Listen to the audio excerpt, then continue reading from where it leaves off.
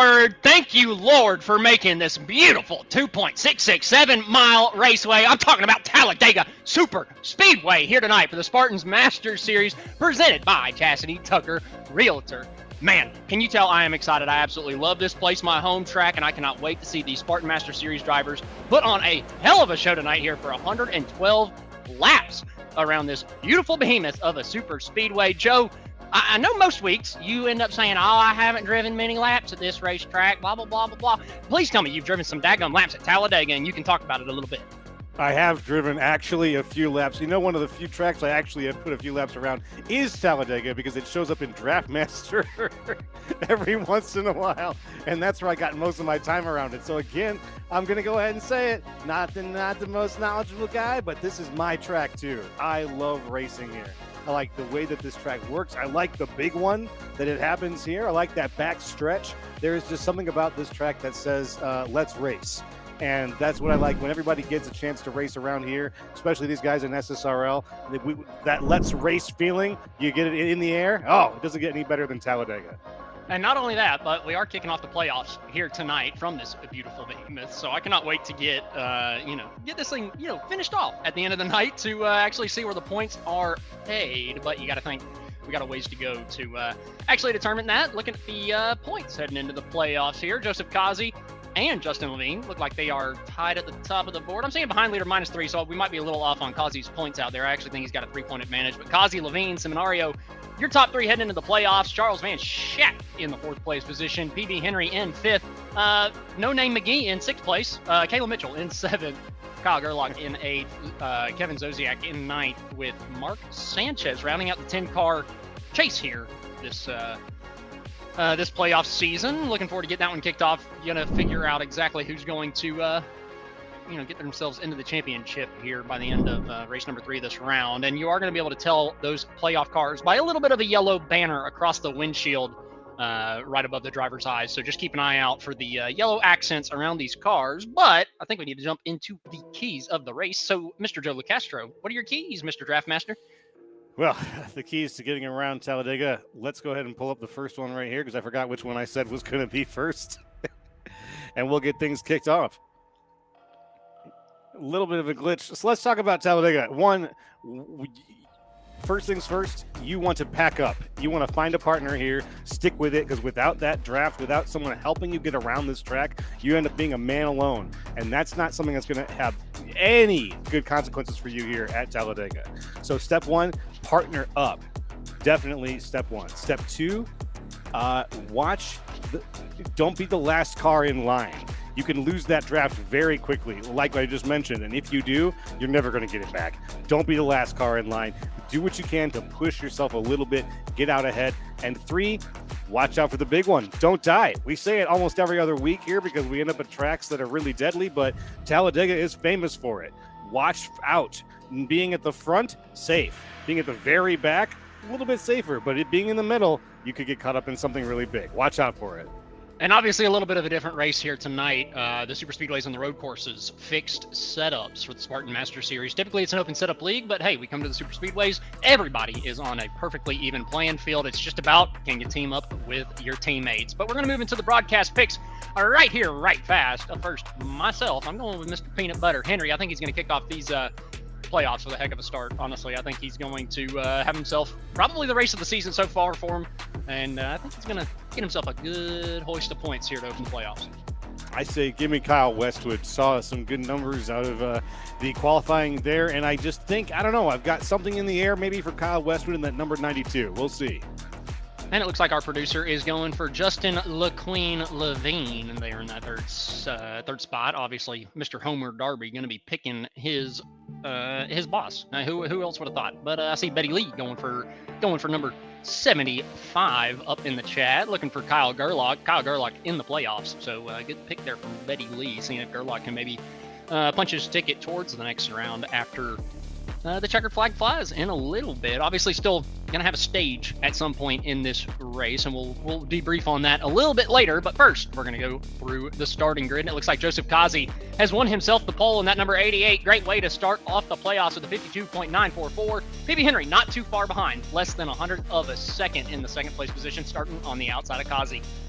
Starting in the third place position, it's going to be number 56 of Johan Seminario with his teammate Reese Schaefer on the outside, and that number 97. Starting on the inside of row number 3 is going to be Mark Sanchez with Sammy Harrell lining up on his outside. Charles Manchac, yet another playoff driver, lining up in the 7th place position with Joseph Tucker on his outside in 8th. Kyle Westwood, number 92, going to be starting on the inside of our producer's race winning pick of Justin Levine on the outside there in 10th. Actually, that's 2 of our picks. That's true. 2 of our picks back to back. Let's move on to 11th, though. Drew Prohl on the inside. On the outside, Luke Christian. Moving on, Chris Hudson will be taking that 13th position. The 14th goes to Kyle Gerlach. We had a shout out earlier for him. Chris Vinson in 15th. 16th is going to be Robert Besaw. 17th, Kevin Zoziak. 18th, Kalen Mitchell. 19th, David Salter. And 20th, Art Nicotera. Starting in the 21st place position is going to be Evan Ethel. Starting on his outside, Dakota Jorgensen in the number 8. Starting on the inside of row number 12 is Jordan Sailors with Christoph Hall starting on his outside. Rounding out the top 25 is Jarrett Feltman with Colton Gardner lining up on his outside in 26. Jeffrey Souza going to be starting in the 27th place position with Pat Harvey in 28th.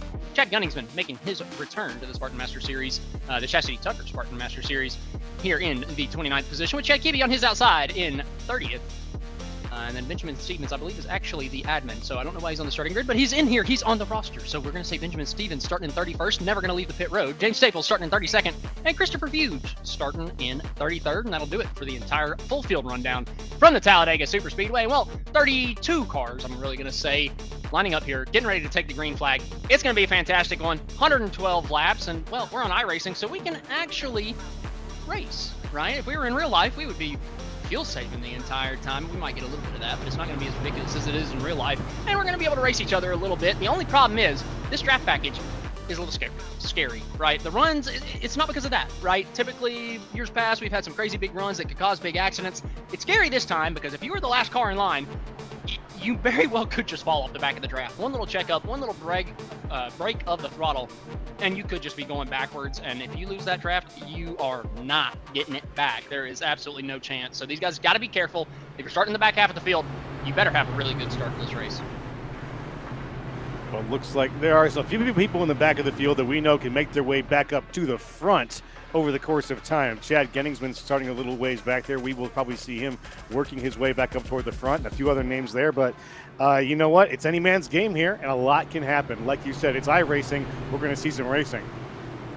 And the stage will be decided on lap number 45 here tonight, and that is obviously very, very important with the playoffs fully underway as soon as we take the green flag. So be sure to keep an eye out on these guys coming towards lap number 45. Going to have at least one pit stop before then, maybe 2 with the short fuel cell that we have in the Chasity Tucker Spartans Master Series. But here we go. Joseph Kazi leading us down to the restart zone for the first time in the playoffs, and we are playoff racing from Talladega.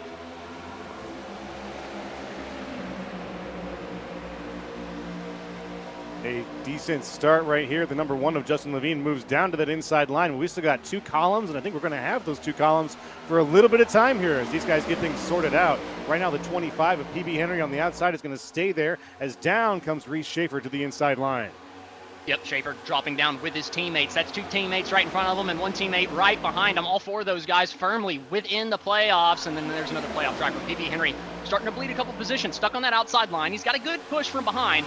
The inside line starting to pull away with the front 3 as 4th and 5th. They're not quite side drafting, but man, even that distance between the 2 cars is enough to pull both of them back. Look at the front 3 just pull away from the rest of this pack. Wow, it's the power of teamwork, the power of friendship, however you want to look at it. But you're right. We mentioned first thing. One of the very first things we said was find a partner. Well, these guys have got a little team of 3, and it's working for them immediately. What a jump! And these guys all lined up. Seminario all over the back bumper of that number 88, not willing to get off of him. But the problem is Levine, their teammate, actually dropped anchor a little bit. Let PB Henry, let one more car get in front of him there on the bottom side of the racetrack. Now, that entire inside line has the draft of the front 3. And also, there's a 3-car tandem coming around the outside. Luke Christian getting a huge shove from the 75 of Kyle Gerlach coming into 3. What a push there. Luke Christian now leading things on the top, on the outside. I think he's going to try to come down as soon as he can, though. He wants that inside line, but he's got a great push right now on the outside into first place. Yeah, how about Kyle Gerlach there on the outside, all over the back bumper, pushing Luke Christian completely clear of that inside line, and he's cleared the inside line himself, too. Kyle Gerlach with a huge head of steam down the back straightaway through 3 and 4. He has shoved Lou Christian all the way out there. They've gotten Beastsaw clear, and they might get Joseph Tucker clear too. You can see it. You can see the tension in this line. They're not sure when they're going to come down, but it's going to happen. Hey, here comes the first move right there. Here comes the second one. That inside line is finally starting to form up again. Joseph Tucker taking the lead down there. It looks like the number 3 is going to stay up there, Rob Beastsaw, but Joseph Tucker now leading things on the inside in that Chasity Tucker Realtor livery paint. Tucker down to the inside, getting a huge shove from Justin Levine coming out of turn number 4. Look at that 2-car tandem go. iRacing bringing it back by the hands of Joseph Tucker and Justin Levine. They were about 10th starting this lap. And now all the way up to the very front of the pack. Be sure to watch that 2-car tandem a little bit later. I'm going to tell you right now, I've ran an A Open today and watched a couple. The 2-car tandem works like crazy. If you can get it hooked up right, it moves. And we got 3 of them up at the top of the pack right now. Joseph Tucker and Justin Levine, they had the 2-car tandem going, but instead, Justin goes with his 2 teammates down the back straightaway, and they got a 3-car tandem up top.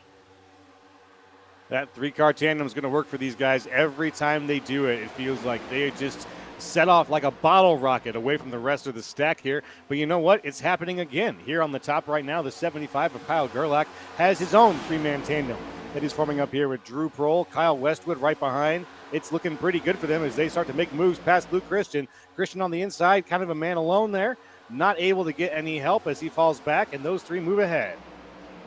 Prohl down to the inside here with Kyle Gerlach. They're trying to get in the draft of that front 3 right in front of them. Kazi trying not to leave the back bumper of Levine, trying to pull these 3 guys out clear. Johan just cannot get to the back bumper of that 88. If the second car is all the way tucked up to the back bumper of the leader, it's just so hard for that 3rd car to get in there unless there's a checkup. And there it was out of turn number 2. Johan able to get to the back bumper, but he's got a little bit of company. Gerlach and Prohl have a 2-car tandem going, and they are firmly in the draft coming down to 3. Yeah, you can see there right there in that bubble. They got just enough air coming off of the back of Johan Seminario that they can make use of it. If they were any further away, that area they wouldn't be able to catch up to that. But here they are. You can see right now that bubble has closed, and Kyle Gerlach is right there behind Johan Seminario, firmly implanted, not going to move. Front 5 kind of broken away, but because of Gerlach and Prohl getting up to the front 3, they've also started dragging a couple of other guys up to them. Kyle Westwood, Joseph Tucker, Lou Christian, all getting back into this thing, but you can see that we're starting to form some relatively distinct packs, right? We got the front 10, 15, or 10 to 12 or so, kind of spread out, but they have little bunches of groups of 3, 2, 3, and then you got a pretty big gap back here down to the, I believe it's the 13th place position, a little bit further back. Sorry, 12th place position with Pat Harvey getting a shove from PB Henry, trying to get him back up there, but they're going to need some really, really good shoves to be able to bridge this gap. They really are, and that's PB Henry's down 11 positions from where he started. A really tough fall off there for him. Not sure exactly where that's coming from, but it's in a game where everybody's on a fixed setup, you know. It's when someone has that much fall off that early, my question is, what was his strategy that just wasn't jiving with the rest of this race? What was it that put him in that position?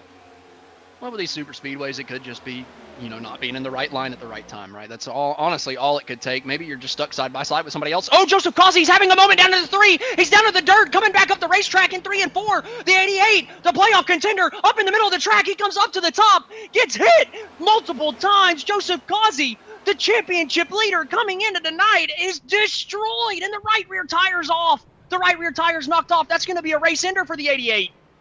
What carnage. What absolute carnage. Oh. We have to see that from the beginning. We have to know what was going on here. He just turned. Nothing happened. He literally just turned left. Oh, he blew up! He blew up! He blew. What the engine? What? You can't do that. You can't do that this early. Whoa, as a championship leader, what in the world is Joseph Kazi thinking? Oh, wow. That has got to be scary. I wish we could see the oil temp. I can't believe it. I mean, good job getting off the racetrack. The only problem is, obviously, if you turn down left into 3, you got to come back up the racetrack. And unfortunately, only one car picked the wrong groove for it. And unfortunately, Kazi ended up getting them. I can't believe we've seen somebody blow up 8 laps in. It's not like we put tape on these things anymore and you can just over push it with the tape. I mean, he just must have been pushing for too long, too early. I'm shocked. Maybe I've been hearing this week there's a lot of netcode issues where you bump draft somebody, it's a totally normal bump draft, and it just damages the nose. Could that have happened to Kazi prior to that? He was unaware, and maybe it made his oil temperature skyrocket quicker. I don't know. I'm just speculating, but it is something I've seen and heard about multiple times this week. Ugh. Yeah, and netcode has come up so often recently in this situation that I know that iRacing is probably looking into. But worse.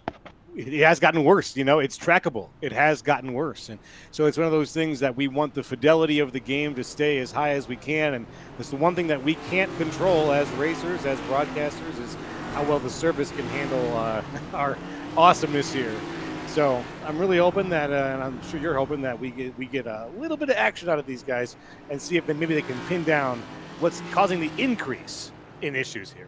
I'm mind blown. I can't just to have it happen on lap 8, right? That's the thing. Or lap 7, I believe it was. Like to have it happen so early and to the championship leader, right? It's a guy that's won multiple races this year. It's a guy that you expect to be a little bit more aware of his gauges. And that's why I feel like maybe there was some netcode damage to the nose, so it just pushed quicker than he expected. But you know what? It's not like they had the 3-car tandem and they were pulling away from the field, so you had to stay tucked up, right? I mean, he's got 11 cars in line. So it's not like he's pulling away from anybody, at least not to any substantial amount. And I just feel like you don't have to push that hard in the second place position. But I don't know. Kazi just pushed it a little too far, too early. Yeah. My only thought, and I may be off on this one, was if he was really tucked in there, getting air into the front of that car might have been something difficult. But if he was tucked in for that long, you kind of think he would have noticed, or kind of hoped he would have noticed that his oil temp would have been really like getting up there for as long as those guys had that tandem going. I could imagine it causing some trouble, but yeah, I'm not Joseph Kazi. So only he was the one who was in there to be able to tell us what was going on. Yeah, I'm trying to get some information. So if I can get a message back, then I will attempt to let everybody know exactly what happened, maybe what was going through the mind of Kazi in the moment. But I don't know if I've ever seen anybody blow up 7 laps in from just pushing.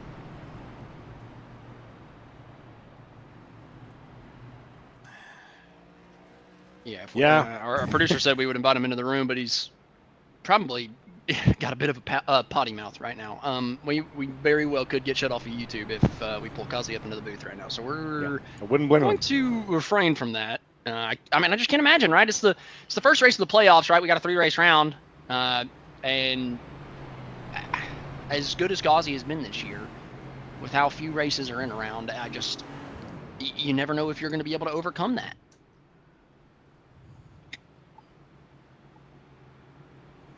Up at the front now, Justin Levine and Johan Seminario. I think they're a teammate shy. I mean, that's great for the rest of the field, right? You know, we're not gonna. I'm not gonna try to mince words here. One Sim has kind of dominated the season, but you come to a super speedway and you worry about those guys because they've got numbers, right? They got 4. They've got a couple guys that they're buddies with that aren't even on their team, so they've got some helpers. But you get one of the fastest ones out of the race on lap 7 from one of his own mistakes, and all of a sudden everybody else is licking their chops because everybody saw them, the 3 of them pull away twice on 2 separate scenarios. That's scary if you're another one of these teams or another one of these drivers in the field to see 3 cars be able to do that. Well, one of those guys just knocked himself out of the race, so that makes you feel maybe a little bit better. It's going to be harder for Levine and Seminario to be able to hook up with Schaefer or Kayla Mitchell than it would be with Kazi, because we just know Kazi is always at the front of the field. But we'll have to wait and see. Still a long way to go. Yeah, that rocket ship momentum that they had as a 3-man team might be a little lost now with just 2 trying to make that same attempt, because there's going to be other teams of 2 trying the same thing around them. So, one of the only contenders we saw to that was another 3-man team. The only good thing for Kazi is he is 26 points above the cut line coming into tonight, and he had enough bonus points to get himself there. We do take the top 5 out of 10 of the playoff drivers after 3 races.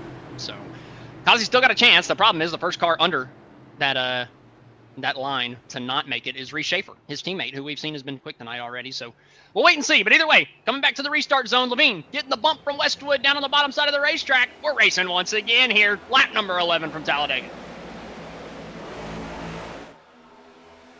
You love to see it. Justin Levine out to the front. Joseph Tucker behind him now, right now. Down on the inside line. Seminario has blinked out. He's gone. Oh, wow. Johan is still gone. Okay, well, we were talking about one WinSim guy being out. This is a very long blink. This is a long enough blink where I think that we've got another WinSim guy out. And that's another one in the playoffs. I'm just waiting to see if he gets locked out here. I can't believe this. Okay, well, I'm telling you, talk about an absolute crazy playoff opener. We're only 11 laps in. 2 of the favorites are gone. It's open to anybody at this point. Right now, Levine's looking around. Whoa! Where the hell did my teammates go? Did you see the front fender flip off of somebody's car? It's the net code. It's probably back. Oh, Yeah. wait. It's Levine's back. It's Levine's back in. Levine doesn't have a rear end. What's going on? Oh, my goodness. I can't believe what I am seeing. The WinSim guys have imploded. This is insane. The goddess of victory is not smiling right now on the WinSim team. Almost all their guys have been affected by some kind of gremlin here over the course of just 12 laps at Talladega. Can we please, we got to get an onboard of Joseph Tucker because he's not even doing anything. I don't even know if he touched Levine, and the back end just flew off of that car. What?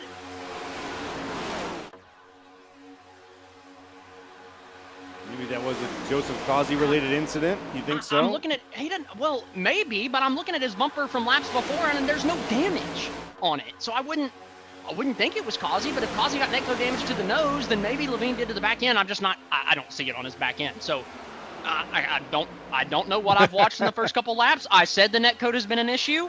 And well, we've been proven right 3 times already. Well, 2 times. I guess Johan's internet just sucks, but we've been proven right twice already, and they're really going, goodness gracious, fix the game. Yeah. Luke Christian right now, out of the front in the center line. Oh, man. I gotta be honest, I'm kind of excited. I'm friends with all those guys, and I'm excited because I want to see these guys up at the front of the field right now go after this thing. I want to see Luke Christian, Robert Besaw Jr., Chris Hudson. I want to see these guys fighting in this pack for this race win. They know that this is a golden opportunity, and if you're one of these other playoff guys, you've just had the top 3 in points explode. Right, Levine might be able to get back into it with the back bumper. Maybe he can fix that damage if he gets some cautions. The rest of them, no. This is a huge opportunity for those playoff cars. And look at Jordan Sailors down on the bottom side. It's a huge opportunity from him, getting a huge shove from Joseph Tucker. Just be careful, that back bumper might fly off. Yeah, we've seen how loosely they are applied with the bubble gum that holds the back bumpers on right now. And these guys are all over that situation. So many pushes coming out of this scene right now. Joseph Tucker veritably shoving Luke Christian down on the bottom. Barely shoving Jordan Sailors down there on the bottom in the 55 machine, getting him on ahead. But now up at the top, Luke Christian's replaced his lead. He's back there with Rob Besaw right behind him and the 43 of Chris Hudson right behind him. Oh, I can't even believe what I've been seeing. Luke Christian, though, leading that field on the outside groove. Like I said, getting a big shove from Robert Besaw. Besaw doing a great job just staying in line here, knowing I don't have to make this move. We got a long ways to go. We probably got one more pit stop in this opening stage. How about I sit behind him, save a little bit of gas, maybe just breathe it down to 80% throttle, make sure that I have a shorter pit stop than all these guys around me. I imagine there's a couple people maybe mid-pack there thinking the same thing, but right now the front 3 all single file, using the middle lane. A little squirrely there for 4th, 5th, 6th, and 7th. Chad Kibbe there on the outside, getting a little wide, bringing it back down into the lane. Right now, the outside line just looks really good with Luke Christian leading it. And it makes me wonder when Luke Christian's going to consider coming down, or is he going to stay up there in that middle groove, find that spot and just hold on to it, potentially use it to save some of those tires, not drive the car as hard a little bit as some of the guys who might be down on the inside line trying to fight a little harder to keep it down there. The inside line now not able to keep up speed with the outside line. As we see things here, we see a big push again coming from Joseph Tucker to Jordan Sailors, trying to get him to move a little bit faster. I just cannot believe what we've been seeing in the early going. I mean, this this is completely throwing the playoffs on its head, and we're 15 laps into the Talladega opener of the playoffs. I'm just beside myself. I'm almost lost for words. I can't. I don't even know. I'm guess I'm happy I didn't pick a one sim guy to win this thing. I bet our producer's feeling kind of stupid right now. Yeah, in his own words, he's always stupid.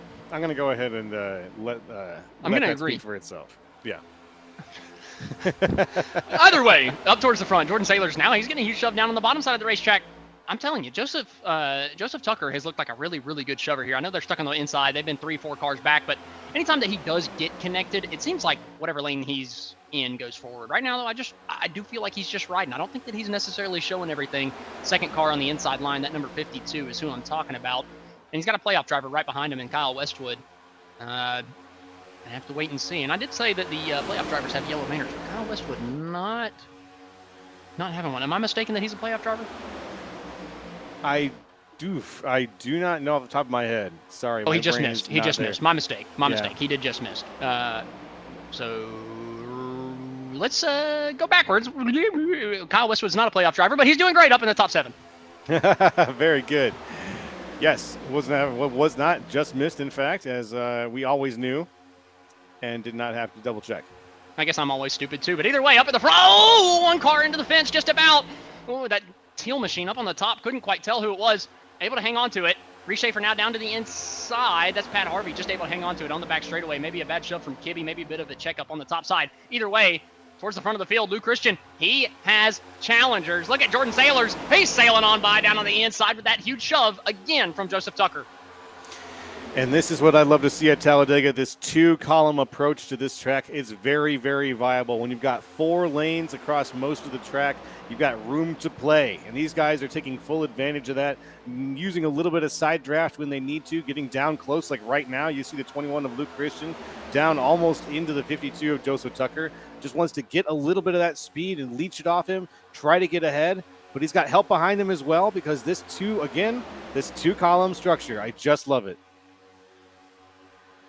Here comes that outside line again. They had that bit of a moment the last time by down the back straightaway. Kind of broke him up, but Besaw all over the back bumper of Luke Christian again. He's peeking out to the outside, just trying to get some air on that nose, then right back in line, trying to shove Luke Christian back out in front, side by side with Jordan Sailors. Coming out of turn number 4, coming towards the tri-oval, and that outside line has a head of steam. Christian's clear. Besaw, I don't think he's going to be able to as we come through the tri-oval. Doesn't have the push from behind, but he is locked up to the back bumper of Christian.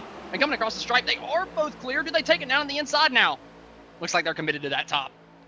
It looks like they are. I'm betting Besaw is going to be the one who breaks, though. Besaw, it feels like he's going to be the one who's going to jump down. And I bet if he does that, Hudson will follow right after.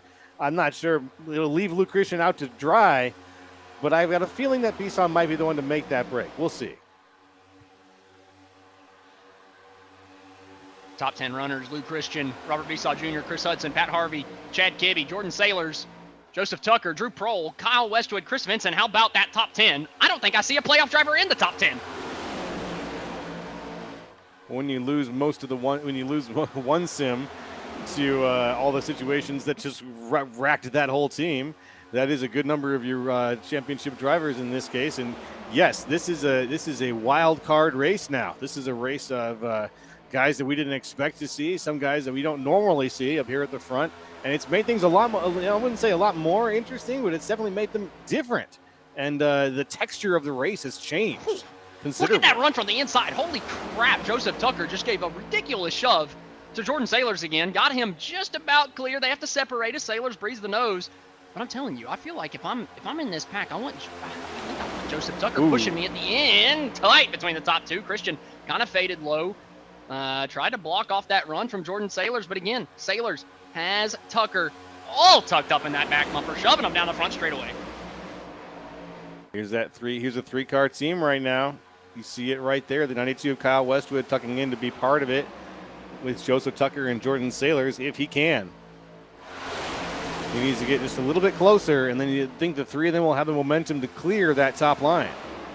Just about here to halfway in stage number 1. Remember that stage number 1 ends at lap number 45 here tonight. So just a couple more laps, we'll be halfway. And we got to think that those green flag pit stops will be coming about 5, 6, 7 laps after that to make sure you can make it to the end of stage number 1 on fuel. But up towards the front of the field, Lou Christian now kind of splitting both lanes there out in front. Looked like he was maybe going to go to the bottom, then back to the top, covering off Robert Besaw Jr. in that number 3, coming out of turn number 4.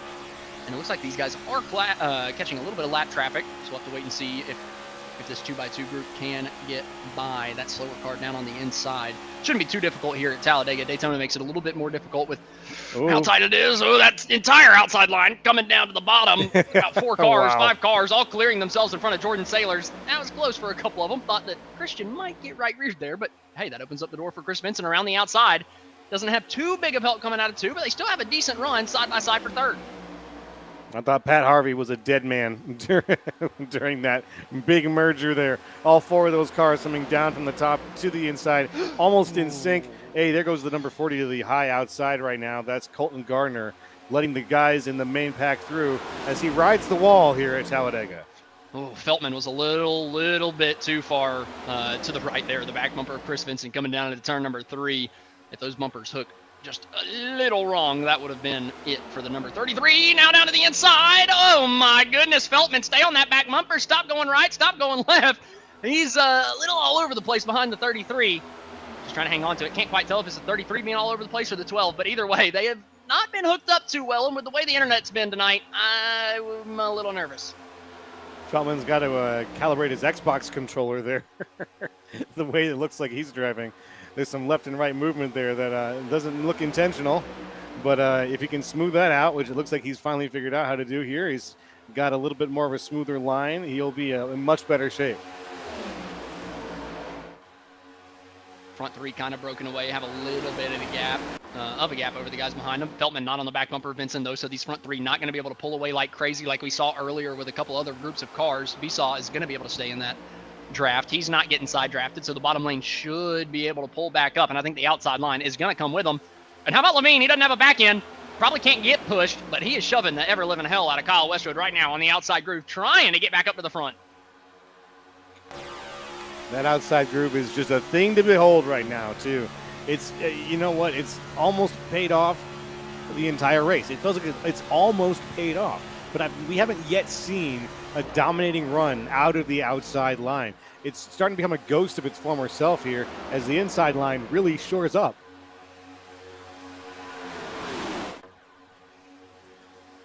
Oh, here comes coming down pit road. Look, here it is, lap number 25. A lot of guys from the bottom side of the racetrack deciding to come down pit road. That's a championship contender right there, Charles Van Schack in the 00, deciding to pull off down to pit road. He's going to bring a couple of cars with him. Kevin Zosiak, another car in the playoffs, that number 15 that just went by. So a couple playoff cars deciding to come down to get their first bit of, not first bit, I guess their second pit stop, but first under green. Got to think the rest of these guys are going to be coming soon. Yeah, it's going to be a lap, maybe 2. But you know what? The guys out in front, they're going to want to push it as far as they can. Let's see how that works out for them, though. Chris Vincent right now, the man in charge, who's going to have to make the decision for the rest of the guys. Do I get off this racing line safely? Can I safely get off the racing line, decelerate this car, and still win the race off pit road? Looks like none of them are going down. Yeah, they're all staying to stay out one more lap. I'm kind of surprised about that, seeing that we saw a good chunk of 5 cars come down last lap. But hey, you want to push this thing as long as possible. Make sure you take as little gas as you can to be able to get to the end of stage number 1. Make your pit stop as short as possible. So just waiting to see how long it takes for these guys to all decide to peel off of the racetrack and come down to pit road. But man, look at that outside line. Levine all over the back bumper of Westwood again, trying to get him up side by side with the 3rd place runner of Lou Christian. I just don't know how good of a car that number 1 is now that it doesn't have a back bumper. Yeah, right, exactly. The aerodynamics of that are completely up to question at this point. Here comes some more uncertainty. Who's going to do the move? Is it Kibbe back there? I see making a move to below the line. A few people wavering, uncertainty. And yet again, wait, maybe, no, late exit there. It looked like it was going to be a late exit for Justin Levine, who's made his way back up to 2nd place here. But he's just going down to the inside line. Levine and Westwood pulling down to the inside. Vincent thought about going middle of 3, trying to take it right back. Couldn't quite do it. Now Sanchez and Gerlach, 2 playoff cars, stuck on the outside of the racetrack, not close enough to be able to get the bump draft going. So they're just going to plummet on the outside groove unless they get hooked up or find a hole down on the bottom. But I got to think These guys are running just about dry on gas. Only a couple laps left, probably in the tank. When do they decide to pull the plug and come down to pit road? Well, someone's got to do it. Someone's got to pull that plug. Someone's got to pull the trigger. It's just a matter of time. And, you know, we've seen an engine blow tonight. Maybe we'll see someone run out of gas in the lead pack. We already saw one car blow up from second, so I wouldn't be surprised. Exactly, right? Anything could happen at this point. The first 15 laps of this were just absolutely ridiculous. I felt like the most random things were happening that could possibly happen at the beginning of a race. Now we're starting to see this main pack kind of separate into two. We've got a single file train of about 7 cars headed up by Kyle Westwood, and at the very back, being the caboose, we got Chris Hudson. They're not too far out in front that they've broken the draft yet, and here comes that outside line again. Those two playoff cars, Mark Sanchez, Kyle Gerlach, trying to clear the inside line, trying to get back in the draft of the guys on the bottom. They're not able to do it, though. Sanchez not quite clear, not able to pull down to the bottom. Gerlach not able to do it either. Now, do these cars up front decide to come down pit road? A good chunk of them are Lou Christian, Chris Hudson, Robert Besaw Jr., Jordan Sailors, Chad Kibbe, and Pat Harvey, all coming down pit road to get service. That was a good chunk, about half of the cars out of that lead pack there. Still none of the guys really up at the very front. We got Kyle Westwood, Chris Vincent still on the track right now going around. Justin Levine still on the track going around. So a couple of guys who are not yet giving up the ghost, as it were. Going to put at least one more lap on it. And all these guys now coming out of pit road. It looked like a pretty clean stop from just about everybody. Besaw might have lost a bit of ground, though. He might be too far off to get a draft from the rest of the guys. I saw him still stuck in the pit box, so we'll have to circle back to Robert Besaw in a little bit. But here, working lap number 30. Is this whenever we see the rest of the leaders come down? A good chunk of them looks like they're coming. Gerlach and Sanchez stay out, but everybody else decides to come down to pit road. And man, Kayla Mitchell on the outside of the entry, able to pick up a ton of spots, getting down to pit road if he did not speed. But now everybody just trying to get down to their box nice and clean without wrecking each other on pit road. Mitchell just in front of Joseph Tucker, able to do it. But these are the two guys that are still staying out. Mark Sanchez, Kyle Gerlach, maybe trying to get that lap lead bonus. Yep, there is a little bit involved there. You could get that lap lead bonus, and Kyle Gerlach, Mark Sanchez just need to lead one to get it. Come back a little bit further now, a ways off. Obviously, these cars, the first cars to come down pit road. Charles Van Schack, playoff contender in the second place position of these cars, trying to shove the car out in front just to make sure that they can clear all the cars that just came off of pit road. I don't think they're going to be able to do it, though, because Levine, Westwood, Schaefer, all these guys did such a good job getting on and off of pit road. It looks like it looks like a couple of these playoff cars stuck back here are not quite going to be able to catch up to this lead pack. No, it's a little bit too far for them to make that move right now. Jeffrey Souza bit of a ways back. Justin Levine, though, leading his own little pack now. After Sanchez and Gerlach are heading down pit road, it's going to be Levine out in front very soon here. Drew Prohl getting put down to the bottom. Didn't have any drafting help coming off the pit road. That's a little close there for Gerlach. You want to be very careful with that yellow line to not get a penalty. And it looks like Levine has gotten the back bumper back. It's a little dinged up, but it's on now after the pit stop. So we got a couple seconds of damage repair. Westwood looking to the outside. Levine stuck down on the bottom. It looks like he's getting freight train here. Kyle Westwood going to the outside, trying to take the lead away. I think Levine knows that he is just not quite as good of a lead car at this point because of the back end damage. I think he gave that to Westwood. It feels like he did a little bit. Joseph Tucker also going very high on that turn. Not sure exactly why. He went very high up there, then came all the way back down, put himself in front of Kalen Mitchell there. Very interesting maneuver out of him to pull that one off. Not really sure what the goal was, but it cost him a position or two. I was thinking he was trying to go with Westwood. It's just I don't think that he got the communication that may have happened between Levine and Westwood, saying that, hey, we're just pulling a little swap right here because Justin's a better pusher than he is a leading car with the back end damage. So I think that was just a strategic play, and I don't think that Tucker got the memo before it happened. So it cost him a couple spots, but he's still in the main pack, and they're, I want to say, just out of the draft range of Souza here. 2 seconds back from the back car of the main pack. Kalen Mitchell, he's 0.6 off the lead, and then 2.7 to Souza, so just over 2 seconds That's just not quite close enough to get enough draft to actually pull you up. You need a huge shove to be able to catch it, and man, they're losing. Excuse me, they're losing ground out of 4.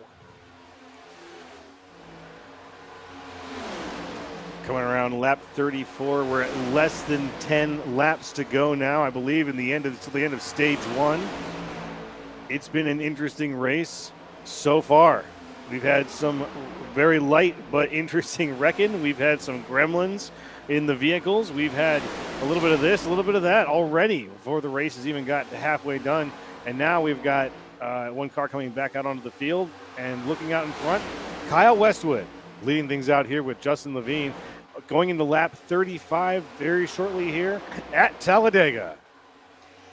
Yeah, coming to 11 laps to go here from the Talladega Superspeedway in stage number 1. While we're single filed out after the green flag pit stops, we're going to go ahead and take a quick step aside and go side by side for you guys.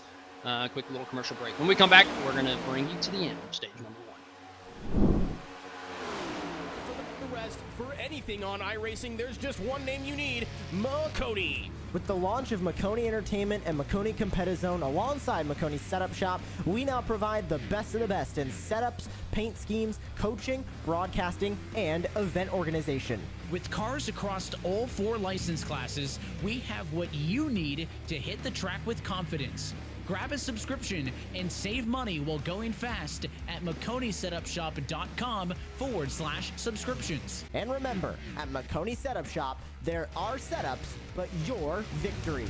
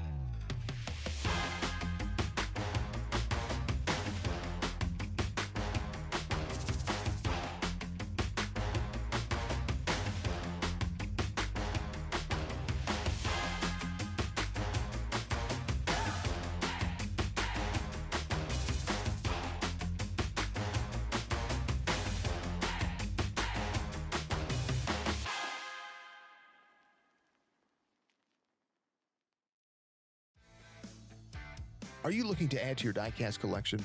Well, visit GoatRacingDiecast.com. Explore one of the largest collections available with the options for pre-orders, new inventory, and the GOAT's personal collection for over 25 years. There's an option for every level of hobbyist. Ship direct. Personal custom diecasts are available. Shop the Goat Racing merch store. And if you're a driver, apply for a sponsorship today. Turn your hobby into a passion and head on over and shop GoatRacingDiecast.com. Racing isn't easy, but experiencing it is. iRacing puts you in the driver's seat with the industry's leading sim racing game. Drive on laser scan replicas of the greatest racing circuits from around the world. Go head-to-head against other drivers chosen by skill-based matchmaking to ensure competitive racing at every level. Compete across all your favorite series. In officially licensed cars, engineered to deliver the most accurate driving experience possible.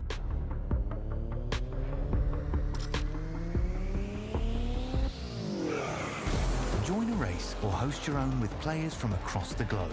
Race against the computer or in a league with friends. Feel the thrill behind the wheel. Visit iRacing.com.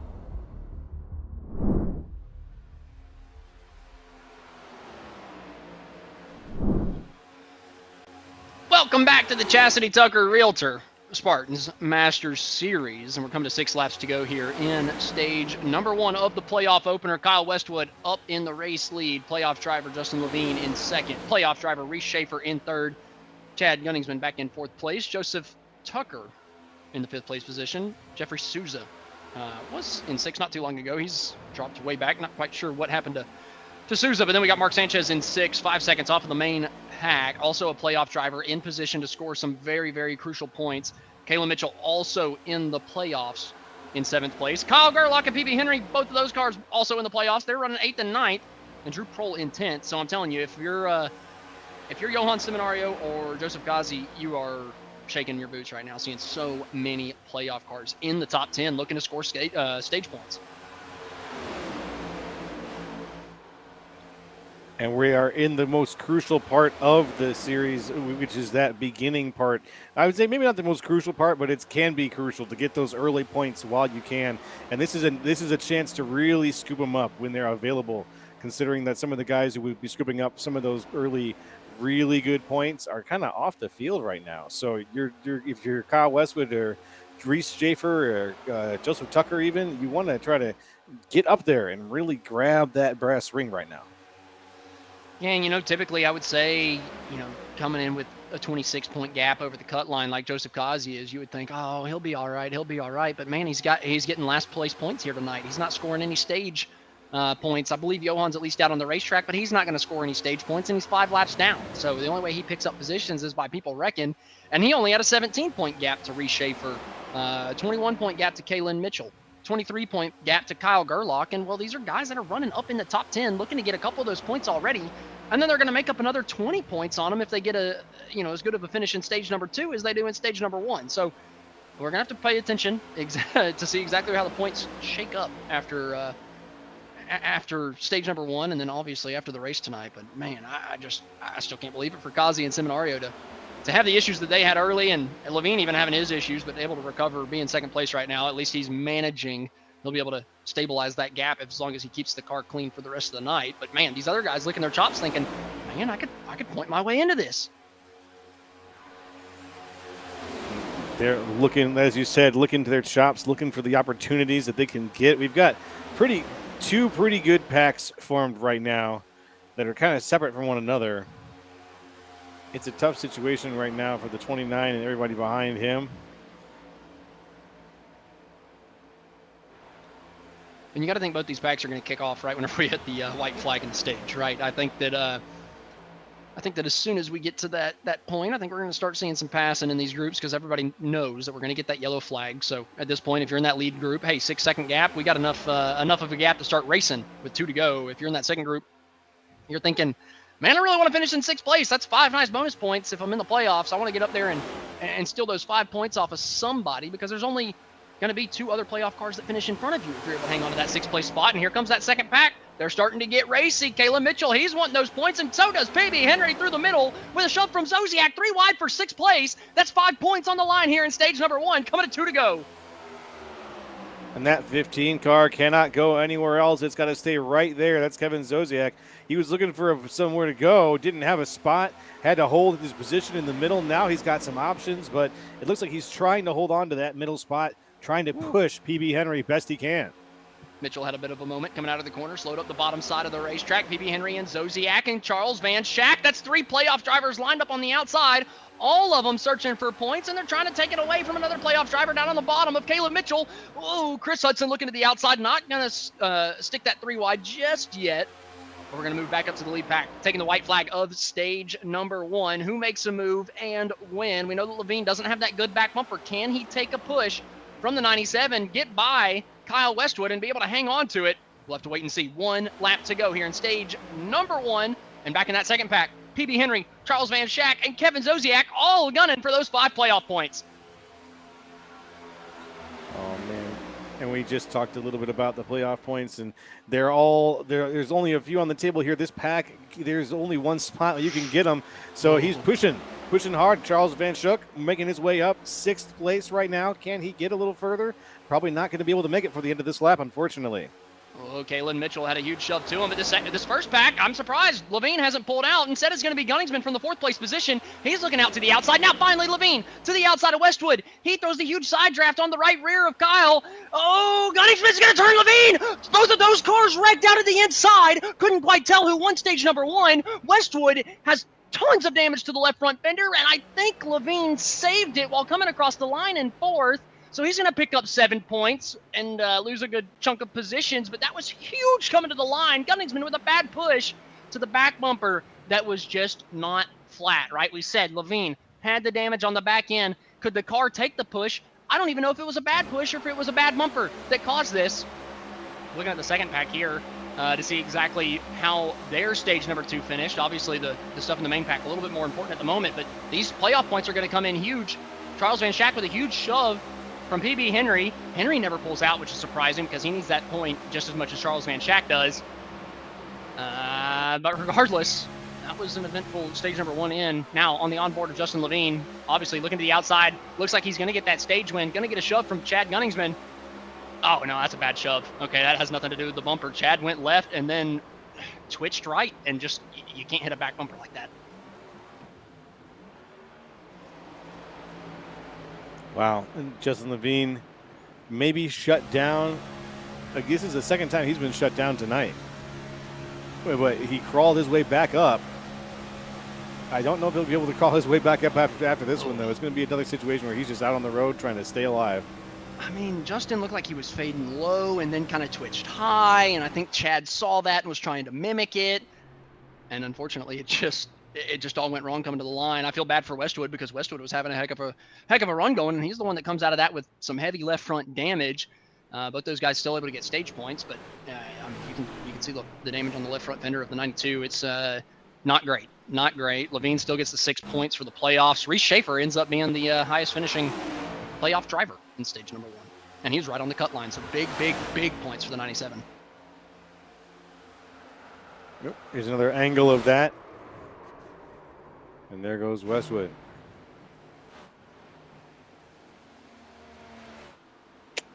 Unfortunate. Very unfortunate.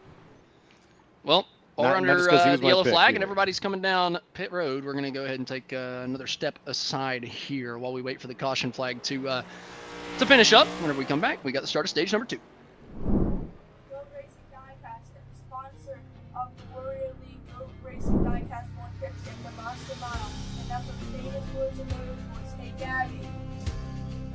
Driver, start, go, and go!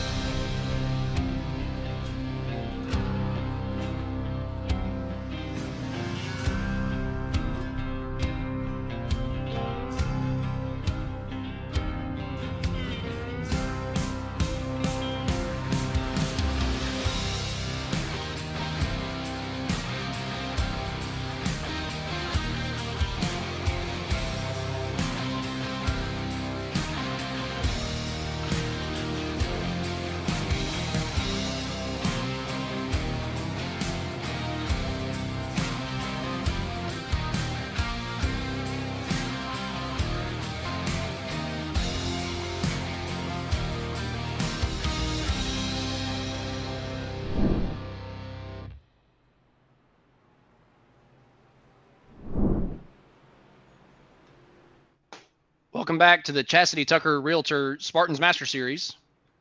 Just finished up stage number 1, and obviously a very eventful end of stage number 1 with a little bit of wrecking up at the front of the field, taking out one of our main contenders. Kyle Westwood looked really good there in stage number 1, doing absolutely everything right, and just got caught in the wrong place, right time. Obviously, cars getting spun ahead, above them, and just come down and clear them out. So tough break for the 92.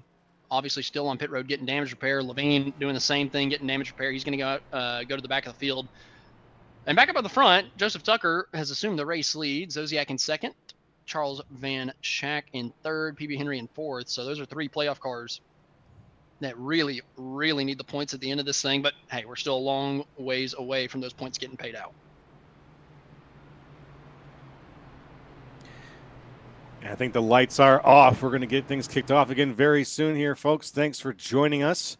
Be sure to hit that like and subscribe button. Hit the bell also. Get in touch with us. Stay tuned for all of the Great Vision races that we've got coming up for you.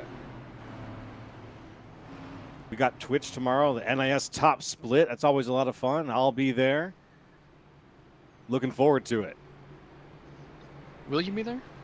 I will be. Is that a guarantee? Is that a guarantee? That's a guarantee. You know, we should get Okay. you out there sometime, maybe if you want to stop by. I might check in just to make sure you're there. Just to make You're sure, not lying to me. please do. I know I'm not even sure I'll be there. I mean, I just said I was, but you know, I could use a backup. I was about to say you just guaranteed. You just guaranteed me and then say I'm not sure if I'm going to be there. Well, I could argue the other way. You know. He said I guarantee I'm going to be there. I don't really know if I'm going to be there. Like, buddy? What in life is a guarantee? Death and taxes. That's all I got for you. Yeah, that's for sure. Last week pissed me off. I'm gonna tell you right now. That the taxes part really, really hurt me. But me, I'll be there. I'll be there tomorrow. Sailors just spun out? Is that what that just happened? Excuse me? I heard our producer say something about Sailors. I wanted to make sure I got it.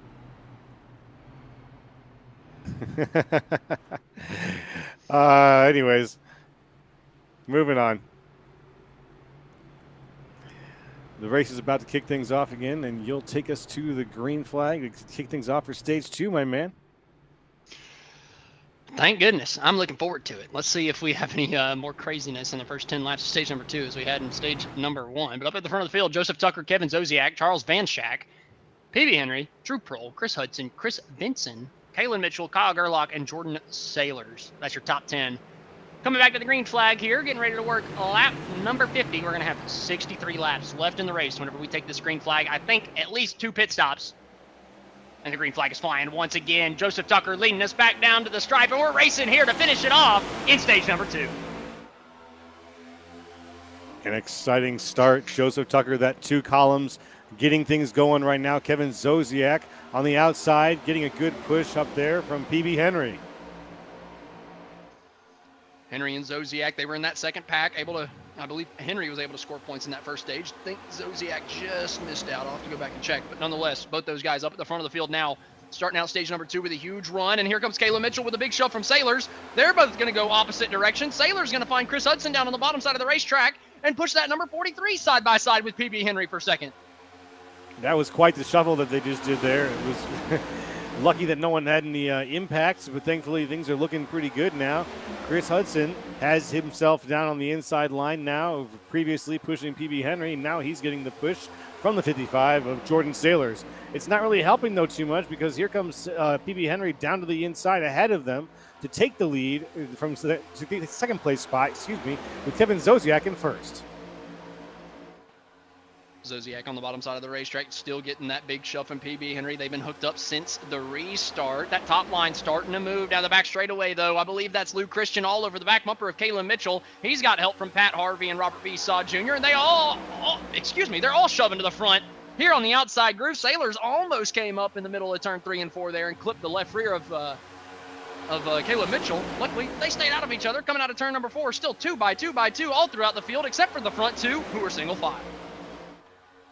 Yep, that 2 by 2 by 2 is, you're right, goes almost all the way back as these 2 columns here are fighting it out for supremacy. The 67 of Kalen Mitchell still high on the outside, not going all the way up to the wall, but also not bringing it back down to really squeeze the inside at all. He's trying to find that groove. There's a line there that you can drive and put the car right on. Might not be a bad idea to just stay there. Looks like that's where he's going to be putting the car in the meantime, but it's not paying off, like we said, and here comes a lap car. Let's see if these guys can get around that without it causing any trouble. Caleb Mitchell in that outside line starting to falter a little bit, starting to go backwards. Now side by side for the 6th place position. That's Charles Van Schack, another playoff driver down on the bottom. Kyle Westwood is that slower car on the outside. The guy that was going for the stage number 1 victory is now completely off the pace. And what is Caleb Mitchell doing? That's a good question. I have no idea. Watching right now, the 67. Why? You just lost the draft, Kalen. What was that? You're a playoff. What? I'm sorry. I guess I'm supposed to be calling that better rather than just roasting him. But what was he thinking? That car is 20. Oh, they're wrecking out of 2. Huge. It's massive. I guess he knew what he was thinking because he just avoided it. Oh, did Gerlach get through there in the middle of it? What just happened in the middle of turn 2? I mean, mid-pack, all of a sudden, it's just a massive pileup with multiple cars going head on to the outside wall. And for Kalen Mitchell, it was a scene at a Final Destination. He said, no, sir, I am not going to be in that pack. Going around that turn, something bad is going to happen. And there it was. We're going to get back in the Wayback Machine, hopefully, and see what caused that situation. Yeah, if Kalen gets top 3 at the end of the night and we interview him and he says, I just felt like something was going to happen, and that's why he did that, then you know what? Fair play. Because it did happen, and it was massive. I mean, goodness gracious. Huge hit into B-Saw Jr., Johan involved also, 5 laps down. So ridiculous night for Johan. I couldn't quite tell if Gerlach got by there without any damage. He might have gotten some contact, but may have avoided anything massive. Get another look here. Jeffrey Souza a little high and then just twitched off of the nose. Gerlach definitely got some damage off of that, but with these next-gen cars, that might be so minor that he can get it fixed in one pit stop and be just as fast as he was beforehand. And that Excuse was me, I said that was Hall. Jeffrey Souza. Yeah, I said that was Jeffrey Souza. It was actually Christoph Hall. I got the 96 and the 98 confused there. You see Hall just goes up the racetrack a little bit through the center of the corner, off of the nose of Feltman, and it just off-centered those 2 cars, and unfortunately from there it was just an instant impact. I mean, almost nothing you can do in that situation. Gerlach did a great job mitigating damage. Feel terrible for B-Saw because he had a good night going before that, but man, that's a massive, massive incident to start out stage number 2 coming out of turn 2. Yeah, I almost said, hey, here comes the big one. It didn't feel like it was big enough, but it was still the biggest thing we've seen so far out of these guys in terms of a dust-up. Several people involved that, again, you just don't want to see. What a left hook out of Christoph there. And, yeah, that kind of snap back action when you completely have no control over that. That's physics just taking the wheel. And it's really unfortunate that it involves so many different cars. What do y'all say we bring up Kalen Mitchell and give him a little bit of a mid-race interview here, just see exactly what was going through his mind there, going up behind the lap car. I want to know if he felt something coming. So what do y'all say? Should we interview him, Mr. Yeah, Producer? let's do it. All right, I'm moving Kalen Mitchell up to the broadcast booth. Going to try to get a little talking to him. Kalen Mitchell, this is Austin Edstrom up in the broadcast booth. Do you have a copy, buddy? Yes. Man, I hate to pull you into the booth in the middle of a race, but I got to know, did you feel something coming? Because I was roasting you for pulling out a line behind a car that was going 20 miles an hour off the pace. And then all of a sudden, the entire field exploded coming out of turn number 2, and I called you a genius. So I kind of want to know, what was your thought process coming down the front straightaway?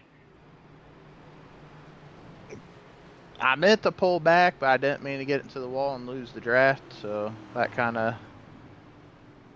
just worked out as a good lucky chance there. And in the playoff racing, you definitely need a little bit of good luck with the skill. And I was about to ask, do you feel like you lucked out? Because I feel like you very well could have been in the middle of that if you had pulled back down into line and into a hole or found yourself at home somewhere. So do you feel like maybe that one little mistake that you made might have actually saved your race? Hopefully, I just didn't use all my luck up right there. Hopefully. Well, Caleb, thank you for coming up and talking to us. I know it was pretty brief, but we appreciate you taking some time out to come up and talk during this important playoff race, and good luck the rest of the way. Yep, thank you. All righty, so it was just a mistake from Kalen Mitchell. I figured it was because, I mean, what are the odds, right? But I had to ask just to check. But regardless, like I said, he lucked out. If he ends up winning this race and getting himself a ridiculous amount of points in the first race of the playoffs, he'll be looking back at that moment thinking, thank goodness I'm an idiot. Thank goodness I'm an idiot. That's I've thought that about myself a couple times too. Sometimes it just works out. That's one of those shared thoughts I think everybody in this booth has had at least a couple times a week. Yeah, that's a fair point. There's a couple other playoff drivers kind of involved in that too, but we are coming to take the one to green. So if we get another yellow, maybe we can pull up Gerlach, kind of get his idea, or if we get another playoff driver involved in one of these accidents, maybe we can pull them up and give them just a little bit of talking to in the middle of the race. But since we're at the one to green, I don't want to pull anybody at this point, but maybe under the next yellow, we'll get to talk to another one of our playoff contenders, see exactly what they're thinking of. And you know, we may end up pulling one of the guys that are up front. I'd like to talk to a guy like PB Henry sitting there on the outside of the front row. Obviously got separated through the green flag pit stops from the main pack in stage number 1, but he's gotten himself back into the top 5, up to second place to the outside of Reese Schaefer. And well, there's only 3 playoff cars in the top 5 right now, with Reese Schaefer, Charles Van Schack, and PB Henry. They're taking the first, second, and fourth place position. And then again, Kevin Zosiak back there in 7th place, also a playoff driver, trying to punch his ticket to the championship race in a few weeks' time. So maybe we can get a hold of one of them under the next yellow flag, because I got to imagine here in stage number 2, now that we're kind of towards the end of this, I imagine the aggressive pushes are going to ramp up a little bit. We still got a couple pit stops, but I do think some of the aggression is going to start coming out soon. Yep, I think you're right. I think that this is where people are going to start to use their car to make some moves potentially, and maybe say, hey, you're not fast enough, so I'm going to push you. I'm going to push you until you're fast enough or until you spin out. And then we'll see you on the other side.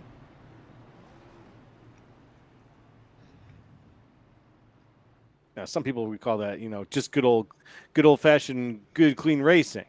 And I'm kind of in agreement a little bit, If your car's not fast enough, you're going to get pushed out of the way, especially here.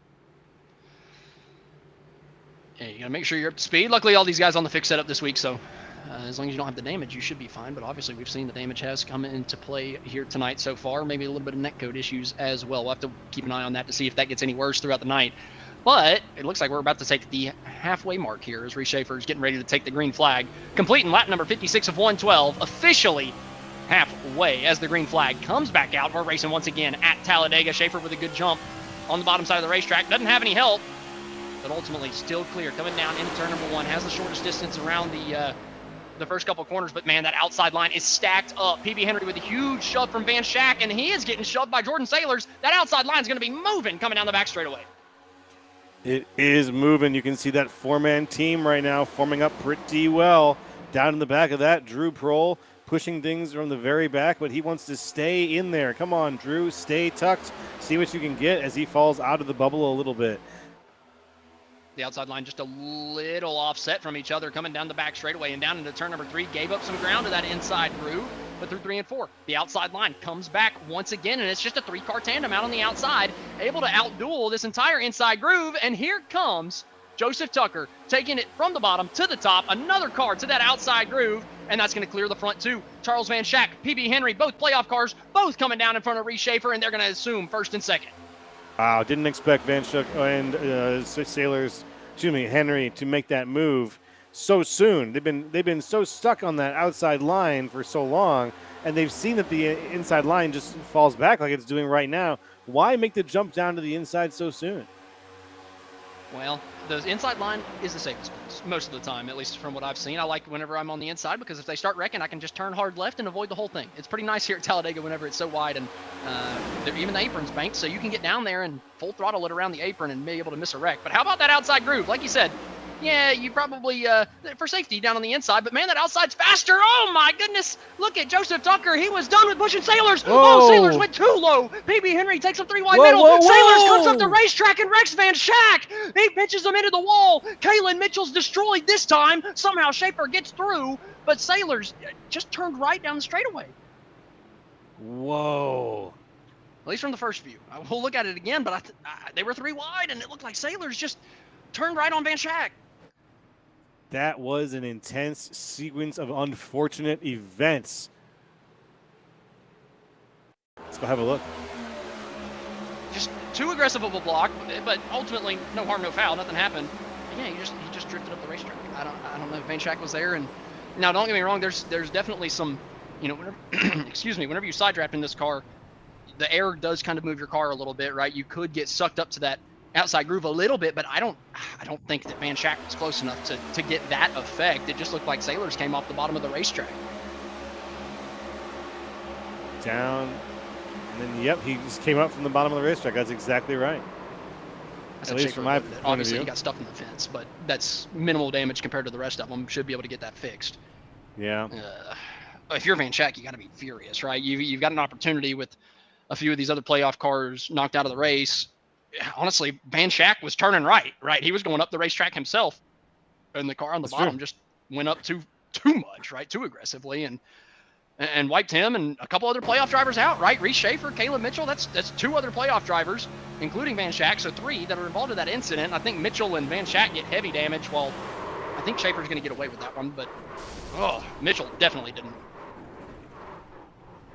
Oh, and now I feel bad about the questions I asked him, because it doesn't look like it lucked him out very much. It just delayed the inevitable. Just like in that movie Final Destination. I know it's the second time this has come up as a reference, but awesome. It just seems to come up.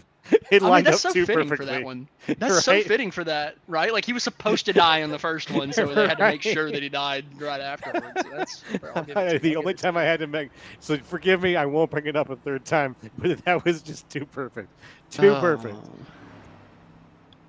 That's heartbreaking for a couple playoff drivers. Yeah. I feel really bad for Van Schack, because I don't think he did anything wrong in that situation. In fact, he was trying to give more room to sailors, and unfortunately, He was, unfortunately, it just kept coming up the racetrack, and I don't know. I don't get me wrong, Van Schack could have turned right more, but you know what? You're holding a straight line at a super speedway. You're not expecting the guy on the bottom to come up. So I say he could have done something to avoid it, but he has no fault in the incident. Yeah, exactly. That was that was a good way to say exactly. That was a very kind of drummed up, like a drum roll, please. Exactly. Either way, and I was wanting to pull somebody up, but now that we just pulled Caleb Mitchell up and he just died, I don't know if I want to pull anybody up, because I feel like we're bad luck, right? Yeah. Is there somebody that we're okay with giving bad luck to? Justin Levine. I feel like we need to pull somebody up that's not associated with one sim. We should go with somebody else. Playoff driver, still in the race. I mean, we're kind of running out of those to pick from, to be fair. PB Henry in third is the only one in the top 9. Levine in 10th. Zosiak in 12th. Sanchez coming out of pit road, still on the lead lap. And Gerlach is still on the lead lap. He's got some damage that he's getting repaired, though. So we've only got 5 cars on the lead lap. Let's see if we can't pull up Kevin Zosiak and give him a little bit of a chat. Hey, Kevin, this is Austin Edstrom up in the Grid Vision booth. Do you have a copy? Hey, how you doing? Pretty good, man. Not as good as you, though. You're having a pretty good night so far. It seems like you've avoided calamity, while a lot of other playoff cars have not been able to do that. And obviously, we come into Talladega knowing it's a wild card. Do you feel a little emboldened now that a good chunk of these playoff cars have gotten knocked out? Do you think that you've got something to be able to run up here with the best of the best in the league and get up to the front of this field and win this thing? Yeah, now that all the carnage is done, I think we got a good shot at it. So yeah, we're gonna look to push to the front, see what happens. Well, you've had a good night so far. I believe you still have a teammate up in the front of the field too, with a couple teammates actually, maybe. Yep, yeah, we do. We're still in good shape. So. They're still up here. So you, PB Henry, both have a good opportunity. Is the plan just to hook up with your teammates and let her rip for the last 50 or so laps? Yep, that's the plan. Try to get to him and help each other to the win, hopefully. Well, Kevin, good luck in that. I know that you've been fast all night. You've pushed yourself and PB up there a couple times, so good luck the rest of the way. Looking forward to seeing if we can maybe interview you at the end of the night with a trophy in your hand. All right, sounds good. Thanks. All righty, that was Kevin Zosiak on Henry Boys Esports. So, Kevin, with a good night so far, able to get himself, on the lead. I'm basically saying anybody on the lead lap right now is having a good night because they're still alive, right? That's basically what I'm kind of basing it on. But Zosiak's been quick all night. He's had a couple pushes where I feel like if he was, right up there with the lead guys, he was stuck in that second pack at the end of stage number 1. But if he was in the lead pack, I feel like his pushes were good enough to get himself and a teammate up to the lead.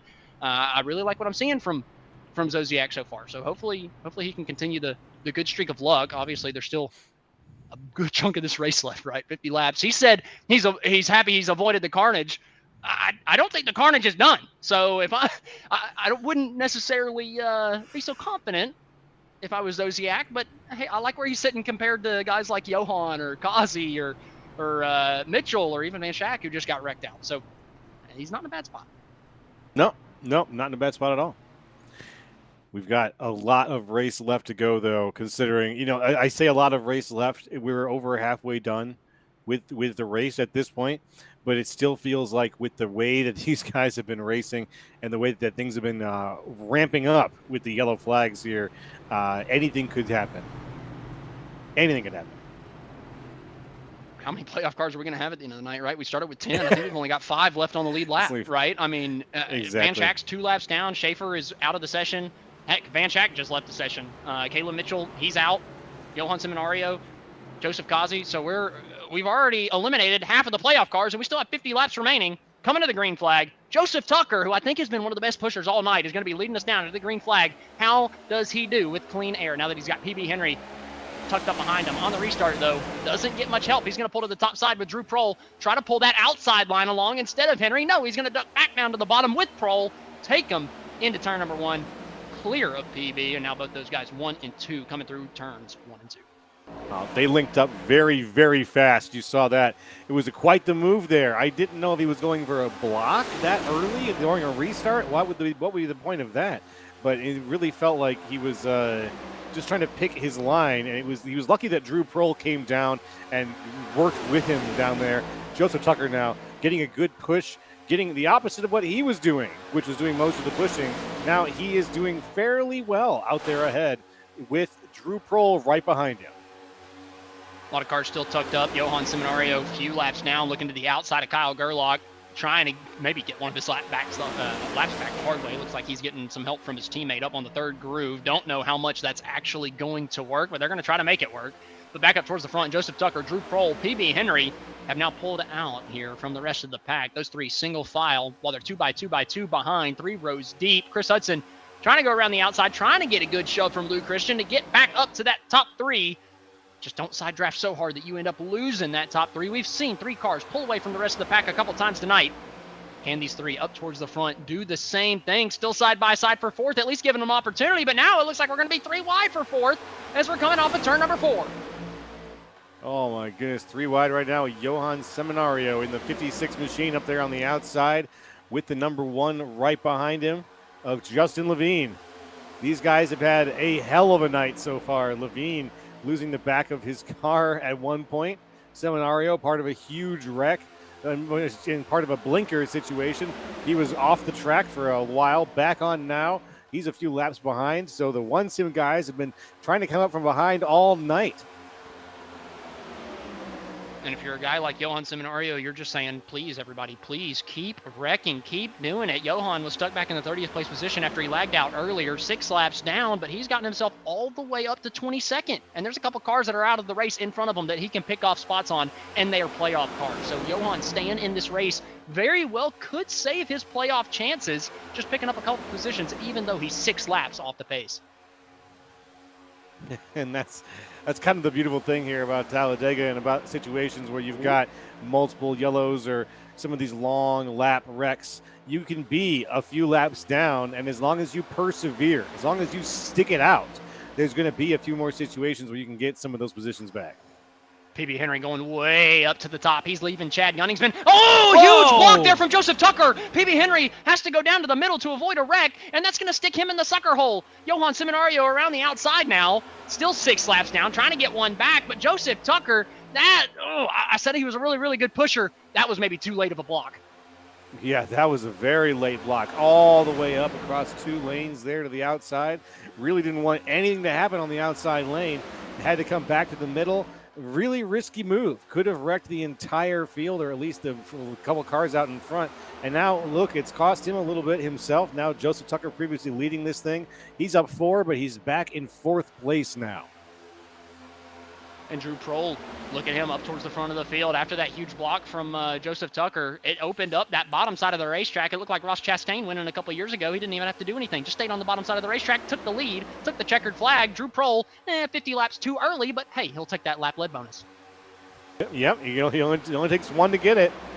He really does. And right behind him, Chris Vincent, and must be feeling pretty good. But here comes Joseph Tucker getting a hell of a push right now from Seminario on the outside. Seminario pushing him clear around the outside. Like you said, coming off of turn number 4, and this is a 4-car tandem. Johan wants one of those laps back. He's going to try to get it away from Tucker here, and he is in the free, well, he's not in the free pass position, but he is now 5 laps down. If the caution flag came out right now, he'd be feeling a little bit better. kind of, probably not. But hey, 5 is better than 6, I suppose. It is, everyone counts. Like I said, when you're juggling a situation where someone else might wreck and they go out for an indeterminate number of laps, 5 and 6, that's the difference between one place or another, or potentially a chunk of places if a number of cars all got taken out at the same time. You're never really sure. So just keep on trucking. Oh, Chad Gunning's been around the outside of Tucker. That's not going to work out. Both those guys are just going to suck each other back, lose a ton of spots. Tucker was just fighting for the race lead. Instead, him and Gunning's been just bleeding spots coming off of turn number 4. Zodiac has a hole in front of him, so Tucker is going to be able to find that. Zodiac to his back bumper, going to shove him up to the rest of the pack. Sanchez and Gerlach, they've been connected just about the entire race. They're trying to go around the outside here. They're going to be able to do it on Chad Gunningsman. Gunningsman might have a problem. His front of his nose might look like it's a little caved in because I don't know, he's been slow on that top side, even slower than you would expect with no help. Yeah, that's true. That's true. And here I expect him to use the draft to be able to keep up. But for a moment, it looked like he wasn't going to be able to even do that. I think his car is okay. It just looked weird. I've just been, the netcode issues that we've seen tonight, I just get a little bit worried whenever I see somebody way off the pace. It's like, man, did he just have a bad bump draft that has broken his radiator? Like, what are we really looking at here? But nonetheless, the guy that you see leading the race is not really leading the race. That's Johan Seminario just getting a lap back if the yellow flag comes out. He's got his teammate, Justin Levine, in the real race lead, tucked up behind him, just giving him a little bit of a buffer, allowing Johan to at least have a chance to get one of those laps back. The only thing is he's going to need that very quick to even have any sort of chance of getting back on the lead lap. 5 laps down right now while he's leading this pack. He's going to need a yellow to get that lap back and also a few more just to get a couple of the other cars that are 1 lap down back onto the lead lap so that he can be the lucky dog going forward. And I do think that we're going to have another yellow or 2, but I don't think it's going to be enough of a wreck fest to get Johan back into this. Yeah, I don't know either. I think that if you look at how far back he is right now in terms of the numbers of laps and how many laps we have left, we're at 70 of 112 right now. So we got about, 43 laps to go? No, more than that. Sorry, 53 laps to go. It would take a pretty good wreck and a lot of time in between to make it work out for him.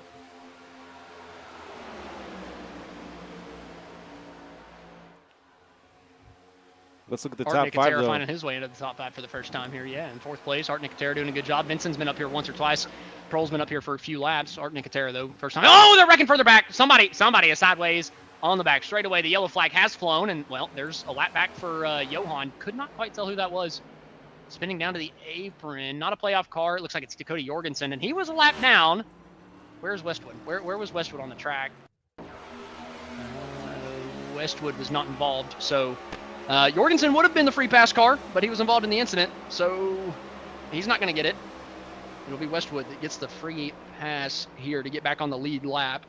Unfortunately, his car's still damaged pretty bad, so not going to be enough. But it was, if Westwood would have been involved in that too, Johan would have been 4 laps down instead. So you just never know.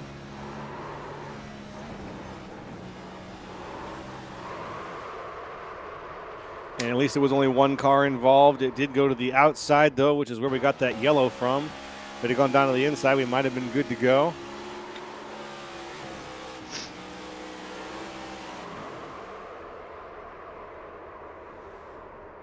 Quite the slide.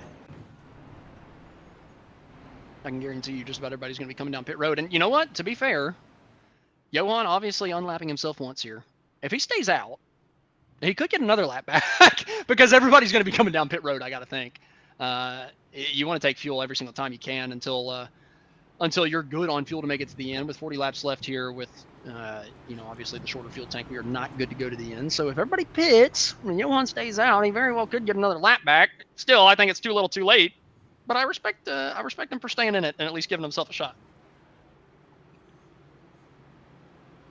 As the leaders come down pit road, we're going to go ahead and take one more step aside here as we got 40 laps to go. Whenever we come back, hopefully we take it to the end of stage number 2. You want to be the best, you can't settle for the rest. For anything on iRacing, there's just one name you need, Makoni. With the launch of Makoni Entertainment and Makoni Competizone alongside Makoni Setup Shop, we now provide the best of the best in setups, paint schemes, coaching, broadcasting, and event organization. With cars across all 4 license classes, we have what you need to hit the track with confidence. Grab a subscription and save money while going fast at MakoniSetupShop.com/subscriptions. And remember, at Makoni Setup Shop, there are setups, but your victories.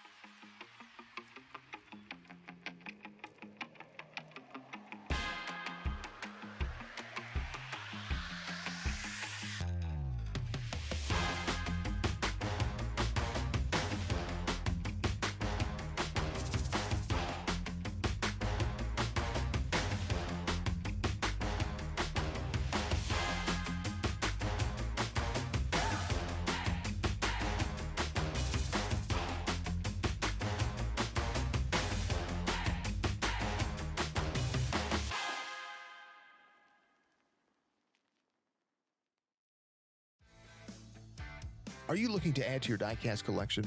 Well, visit GoRacingDiecast.com. Explore one of the largest collections available with the options for pre-orders, new inventory, and the GOAT's personal collection for over 25 years. There's an option for every level of hobbyist. Ship direct. Personal custom diecasts are available. Shop the GOAT Racing merch store. And if you're a driver, apply for a sponsorship today. Turn your hobby into a passion and head on over and shop GoatRacingDiecast.com. Racing isn't easy, but experiencing it is. iRacing puts you in the driver's seat with the industry's leading sim racing game. Drive on laser scan replicas of the greatest racing circuits from around the world. Go head-to-head against other drivers chosen by skill-based matchmaking to ensure competitive racing at every level. Compete across all your favorite series. In officially licensed cars, engineered to deliver the most accurate driving experience possible.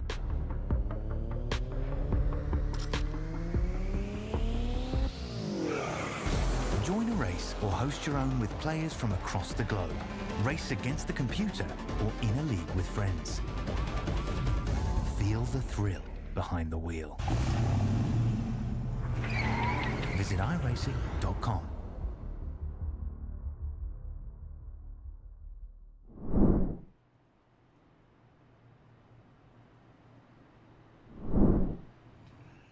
Welcome back to the Chasity Tucker Realtor Spartans Masters Series. Here tonight, Drew Prohl up on the front, or up at the front, starting on the inside row here. He's going to be leading us back down to the green flag. Chris Vincent in second. Joseph Tucker third. Art Nicotera in fourth place. Excuse me, switch those two around. Kevin Zosiak is your first playoff runner in fifth. It's a good set of cars to get things kicked off here for what might be the last stretch of tonight's race. Yep, coming back up to the Geico restart zone. Going to see who takes the lead right off the bat. I think Prohl's probably going to get a good jump. Let's see if he can do that restart that we saw Joseph Tucker do the last time. See if he can pull clear and maybe bring the outside line with him. Ooh, Vincent did not get a good start on the outside. It is going to let him get hooked up with Tucker really, really quick, though. Look at Tucker all over the back bumper, shoving that number 33, trying to get him side by side with Drew Prohl coming down into turn number 1. Those two hooked up. Can they get up to speed in time to get a big run down the back straightaway? Inside line starting to hook up. Zosiak to the back bumper of Art Nicotera. Can he get him up to Drew Prohl to negate that outside line? as Chris Vincent goes flying around the outside. No, he cannot. I mean, Chris Vincent with a huge shove from Joseph Tucker. I've said it multiple times. Tucker might be the best pusher in the field. He's been doing a great job, and now he's looking down to the inside. He doesn't want to push. He wants to be pushed to the race lead. Look at that number 52 go. You know, Joseph Tucker has been the car to watch this second half of the race. He had that massive block a little bit earlier that was dangerous as hell, but it paid off. It didn't really pay off. It was just really dangerous and scary. But he's had some of the biggest moves we've seen. He's gone from being, 3 wide now. Chris Hudson with it looks like that's Zosiak now in the middle. Oh, that's tight there. Zosiak didn't leave him a lot of room coming down into turn number 1, shoving up the racetrack. Going to be stuck 3 wide. Now stuck in the sucker hole, and they're losing ground to the front 5. They're starting to pull away. Jeffrey Souza, the last car in that line. Can Chad Kibbe and Chris Hudson get lined up well enough to be able to run those front guys down as that outside line starting to move too in that second pack? Oh, there we go. Oh, Seminario. man. Setting it 3 wide. This is really scary right now. Wild driving in the middle of the pack here as the guys up front line things up with the top 5, top 6 in a row. Chris Hudson getting a little bit of help there from Chad Kibbe, but back a little ways, it is a madhouse. It's a pack of angry bees. Levine back up to 8th, trying to push his teammate up there to get another lap back, but they've lost this main group pretty significantly, right? These front 7 have started to pull away from the rest of the group. Joseph Tucker, Drew Prohl, Art Nicotera, Chris Vincent, Jeffrey Souza, Chris Hudson, Chad Kibbe have all pulled away from the rest of the pack. Can Levine push his teammate up there? They're starting to gain ground, 0.6 of a second back, 0.5 of a second back from the last car in the line. Looks like they're going to be able to do it. So it's going to be a 9-car pack with one being a lap down. Now it's about can Lou Christian and Chad Gunningsman get themselves back up there as well. Oh, they're there too. I thought they were further off. They've already gotten back up there. So just one long single file train for now, but I got to think, yep, Johan and Levine. I figured they would go to the outside because they're trying to get Johan those laps back. They're doing everything they can. Justin's just trying to get that 56 up to the front of the field, give his teammate a boost. And man, it's working. They're shoving to the outside, and they're not going to help Vincent out. Vincent tried to block. He's going to have to fade back down into line. It kind of slowed up the momentum of the outside groove for a moment. Can they get it working again? They've got Lou Christian and Kevin Zosiak with them now, though. So I think that outside line is going to start moving. And that was really terrifying there for a second. Chris Vincent holding on the inside, going up to a little half block there, coming back down now. No one else has made a move like that. Similarly, on the outside, Seminario getting that position back. Another lap potentially for himself, getting the push from behind.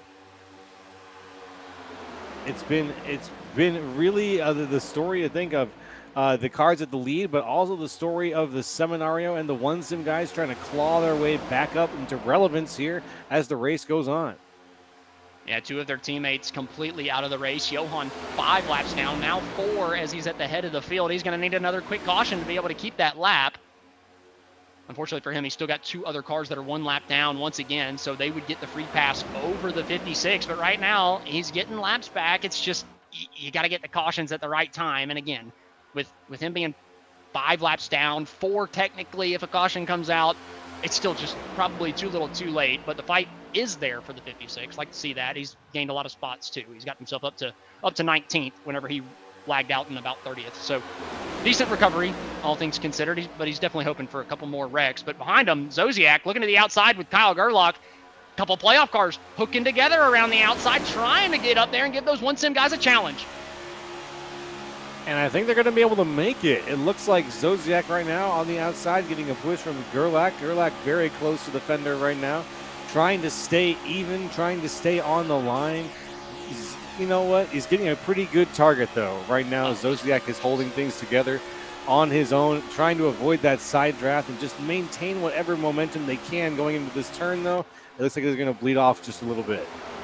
Yeah, eventually they have to get separated. Gerlach having to breathe the motor, but I really liked what I saw through turns 1 and 2 from Kyle Gerlach. That's exactly how you push somebody around this wide racetrack. Get all over their back bumper, just lay into the throttle and keep that wheel as smooth as possible. The way he was all over the back bumper of Zosiak, I actually think Gerlach might have a little bit for these guys at the end of this race. And if I remember correctly, I do believe he had a really, really good finish at the end of the Daytona race earlier this year. I believe it was a top 3. I can't say off the top of my mind, but I really do think Gerlach, if he can keep that pushing up, I think he might have something for these leaders a little bit later. He's just got to get that track position right now, stuck on the outside with not much help.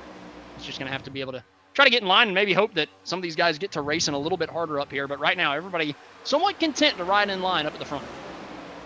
Yeah, yep, the line has formed. That sort of string of pearls formation. Here comes Kyle Gerlach now to the inside. As everybody gets lined formed on up. the outside.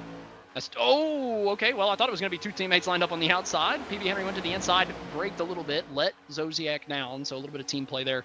Just willing to get in line. I don't think that we're close on fuel mileage. I think we're guaranteed one more pit stop. So I don't think we're seeing any fuel games being played right now. But nonetheless, long single file train with about 31 laps to go.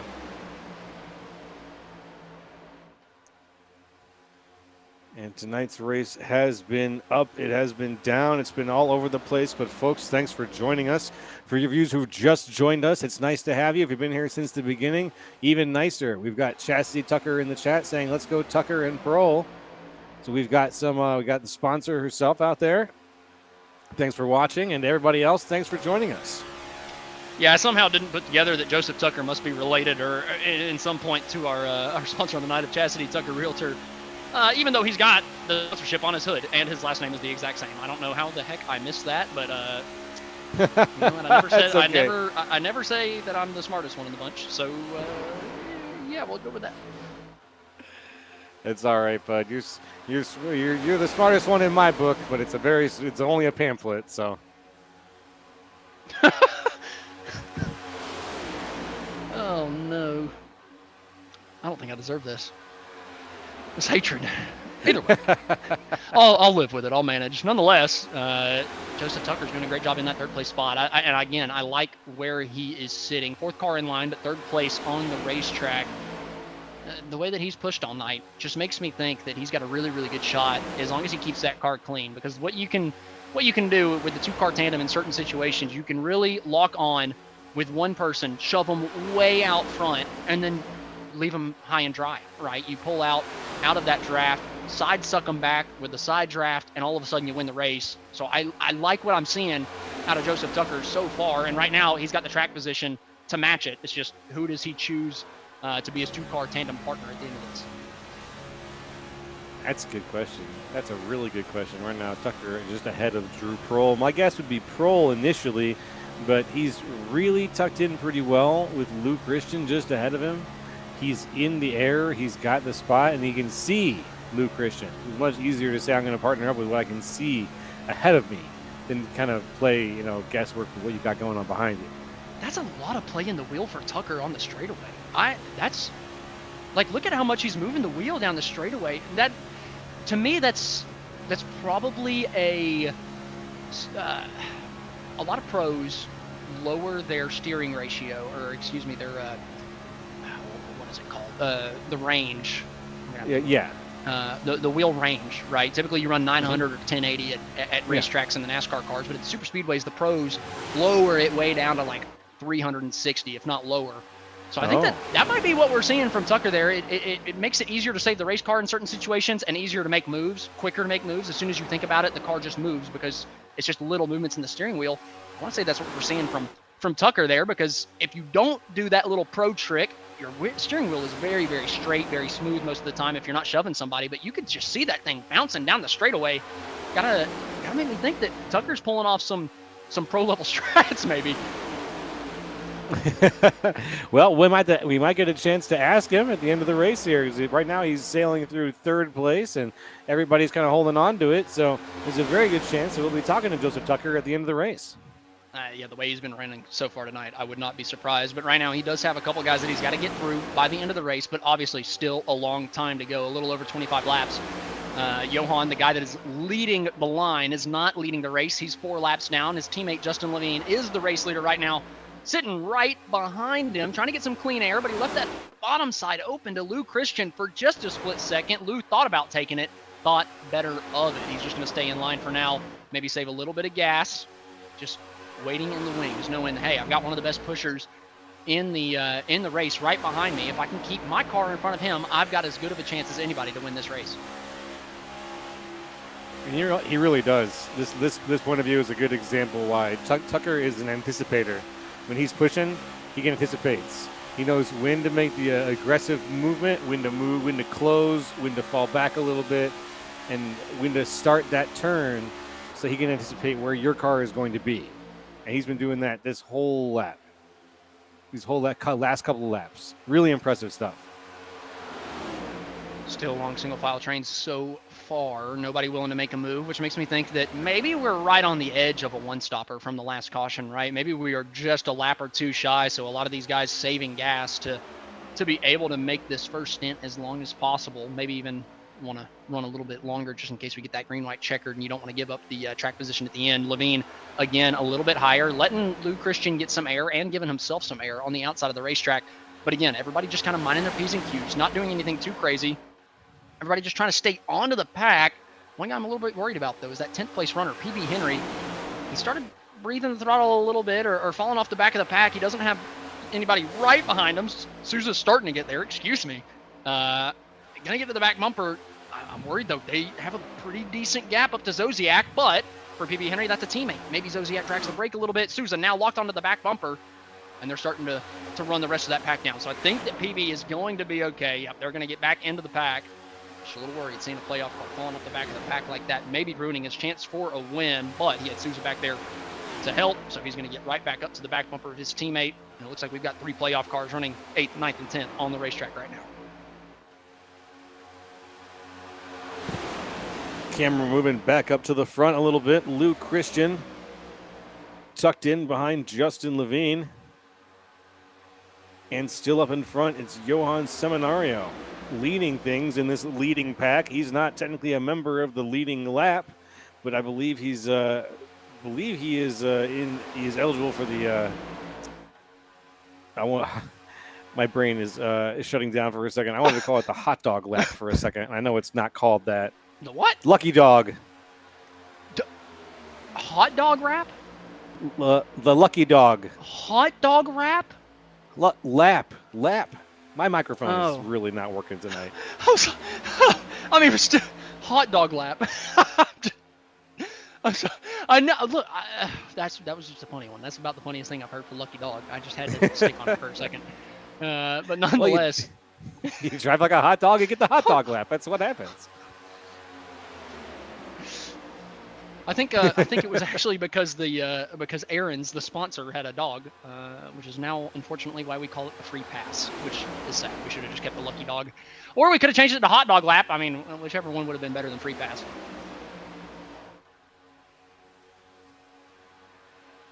Interesting. Yeah. Our producer didn't know that that's why it was called the Lucky Dog. That is in fact a little bit of NASCAR trivia for everybody at home. Lucky Dog was called the Lucky Dog because of Aaron's. Learn something new every day. Yeah. That's what happens whenever you have a ridiculous NASCAR fan that only knows things about NASCAR, nothing else in the booth with you. But hey, it is what it is. Either way, we've got a bit of a single file line looking at Chris Vinson, who's lost the main pack. But while these guys are logging laps, waiting to get down to the green flag pit stops, I think we're going to go ahead and take our final step away before those green flag pit stops happen. So whenever we come back, we're going to take you to the checkered flag. Of the Warrior League Goat Racing Diecast 150 at the Monster Mile, and now from famous words and motorsports. Hey Gabby. Driver, start, go, and go!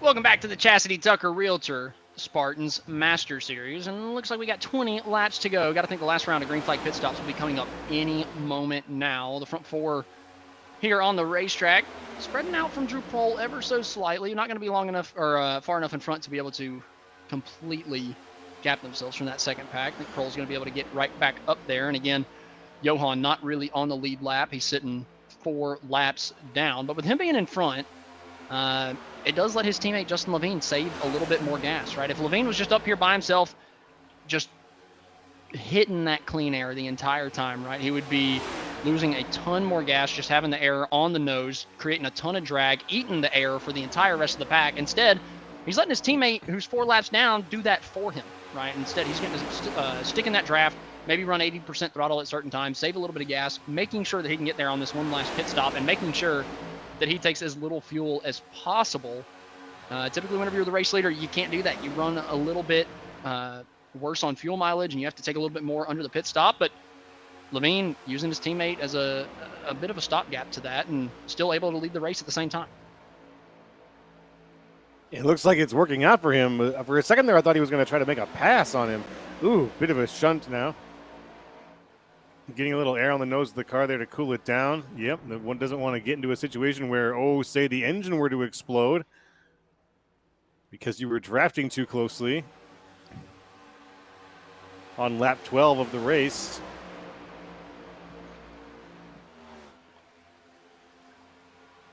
As Mark Sanchez heads down pit road. So Sanchez, another playoff car, deciding to call it quits, but come down pit road early.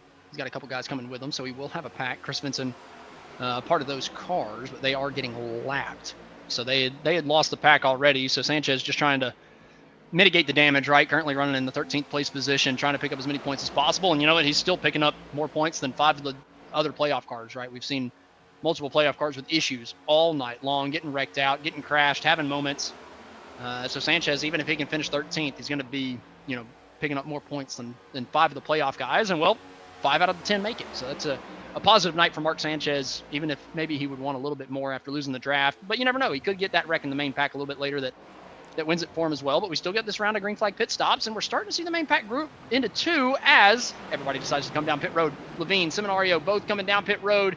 Here comes Joseph Tucker, Drew Prohl, Lou Christian, Chris Hudson, everybody in the top 10. The 3 other playoff cars at the back there, too. PB Henry coming with his teammate Kevin Zosiak, and then it looked like Kyle Gerlach came down as well. So all of the playoff cars coming down pit road for their final pit stop. They made it pretty easy for us there. Prohl missed his box. Drew Prohl having a great night, running in the top of the field for most of the night. That might just do it. He might lose the draft off of this. The rest of the cars already pulling off a pit road. Kyle Gerlach took tires. Gerlach didn't check off his tires. The playoff driver is going to lose the draft off of taking 4 instead of 2. A lot of these guys up here took 2. Gerlach took 4, lost the draft, and look at this. Joseph Tucker has jumped the 2 1-sim cars. He's going to be your race leader whenever we come back on the track. What an exciting pit stop. That is exactly what we like to see sometimes. You get a little bit of excitement, a little bit of drama there on the pit stop, and we got it. And here they come. The problem with that is Tucker doesn't have any help. There's 2 teammates that are now driving around his outside, and there's nothing he can do about it, right? I mean, he doesn't have a pusher. He doesn't have anybody to help him in this scenario, just trying to get up to speed. And the 2 1-sim guys already linking up and going right on by. Tucker's going to have to hope that Christian can stay in his draft and that he can team up with the 21. Yeah, that was a no-win situation for Joseph Tucker, unfortunately, with no one there to help him out. And with the 2 1-sim guys directly behind him, there was no way he was going to be able to hold on to that lead for any longer than a half a lap. And that's exactly what we saw. Everyone's feeling fresh here. Everyone's back on an even footing in terms of how their car is. They got cold tires, but they got new tires. So everyone's going to be a little bit hot under the collar to try to make up some positions and really show what their vehicle can do. Joseph Tucker doing good, holding on to second right now overall, obviously. But he could have been holding on. It was just going to be really hard for him to hold on to first. We'll have to wait and see if he can get back up there. He's got Chad Gunningsman in front of him now. Also, a lap down is Gunningsman. Going to be the first car 1 lap down right in front of Joseph Tucker. So we've got a lap car, then Levine, then a lap car, then Tucker, then Christian. So one playoff car that is actually running for the win, and here comes Tucker on the outside. Lou Christian is going to go with him. Christian trying to push the 52 by, and they got a decent head of steam on the outside, but Christian's going to get side drafted. Him and Gunning's been getting stuck side by side. Might let Levine and Seminario pull away. Tucker doesn't have the help that he needs. With both those guys just side drafting each other back, can he bring Christian with him? It looks like Christian in the draft is going to be able to stay with the 52. Both those guys get past Gunningsman, and that is exactly what Joseph Tucker needed. He needed both of those cars to get by and to set themselves up into position for him to drive past Levine. And I'm going to tell you right now, Levine's going to stay plastered to that back bumper until the end of this race, whenever maybe he can make a move past his teammate. But right now, he's going to use them as much as possible. I was going to say, he's in a good position right now. This might be where he can just sit until the end of the race. He doesn't really need to work much harder than this right now. We just hit the triple digits, though. We've got about 13 laps left to go in tonight's race. And that's the spot you want to be in, to be honest. If I was the 52, I'd be sitting there and I would be thinking, this is exactly where I want to be. I'll ride this out to the end.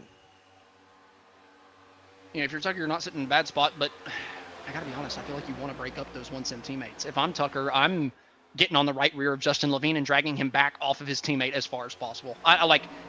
Honestly, what I would do right here is pull out, just sit on Levine's right rear. Even if it brings that second pack in on you, Levine hooked up with his teammate up at the front is going to be tough to beat. But if you can get on that right rear and pull both of you back off of Johan, I feel like you've got a better opportunity. Our producer said just wreck them. I mean, that works too. I love it. That's the attitude we want to see on the field. Just wreck them. Well, you know, these two were hooked up earlier, and the back bumper of Levine just flew off for no reason. So that's true. Is there a little bit of internet misconnection between these two also that could perhaps rear its ugly head into this thing? Very likely, considering where we are, what environment we're in right now. The internet is always having fun with iRacing and the results that we end up seeing here. We saw several examples of that during tonight's race so far. And now these front four, obviously one of these being a lap car, the car leading. But these four pulling away from the rest of the pack. Zodiac 4 seconds off with PB Henry. But I got to say, if this race ends the way that it is running right now, I got to think Kevin Zodiac and PB Henry are at least decently happy with the way that this thing has gone. They're only getting beat by one playoff driver in front of them, and that would be Justin Levine, who's already in front of them in the points. So if you're Zodiac and Henry, man, I feel like you got to leave here pretty happy with a 4th and 5th if that result ends up holding. I think it might. Let's see, the 4th and 5th. Well, you see, Zodiac's up 13 places. He's not going to let go of this right now. He's got enough momentum. He's got the right spot. He's got the right people in front of him and behind him to make this work. Well, not in front of him, I guess, in this case, but the right people behind him to make this work for him. He's going to hold on to that 4th place spot, I'm sure, no matter, hell or high water, basically. I would not be in any position to let go of it, even if my... Let's see, he probably just pitted, so his tires are not in bad shape. Yeah, he pitted on 96, so, yeah. Zodiac is going to stick it out right there. My prediction is that he finishes 4th place. Yeah, if you're PB Henry, I think if you finish right where he's at, or if he finishes right where he's at, I believe that he would be about even with Johan on points, if not a little bit further ahead than Johan, maybe by a point or two. And then Kazi obviously finishing in just about last place tonight. That would bring PB Henry just about all the way up to Kazi, even with all the bonus points that Kazi has accumulated tonight. And then the guys under the cut line is Schaefer, Mitchell, and both of those guys have crashed out of the race, right? So PB Henry very well could jump himself up in the standings, and he's got one car in front of him in the standings that got wrecked out of the race too with Jarls Van Schack. So PB Henry has a very good opportunity here to have a ridiculous points night. And even Zodiac, who came in 7 points below the cut line, could find himself on the plus side of that cut line leaving Talladega. Oh, makes my head spin sometimes to think that, you know, a couple people wrecking, a few numbers getting moved around here and there, and suddenly there's chances getting made where there previously were none. There's dreams potentially opening up, potential boiling up to the surface, all because of some very fortuitous or unfortuitous, depending on who you're looking at and where you're standing, situations we had tonight.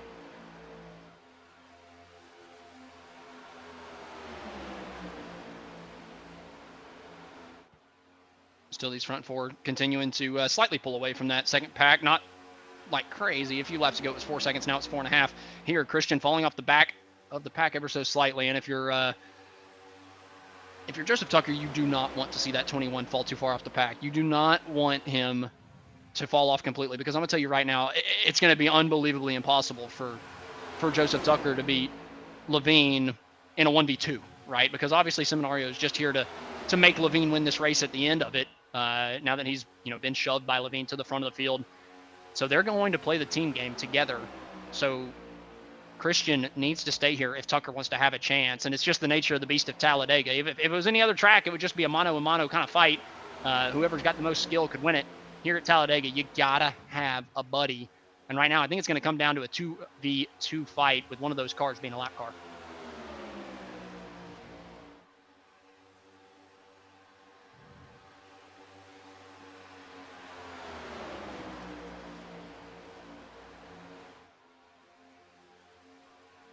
And right now out in front,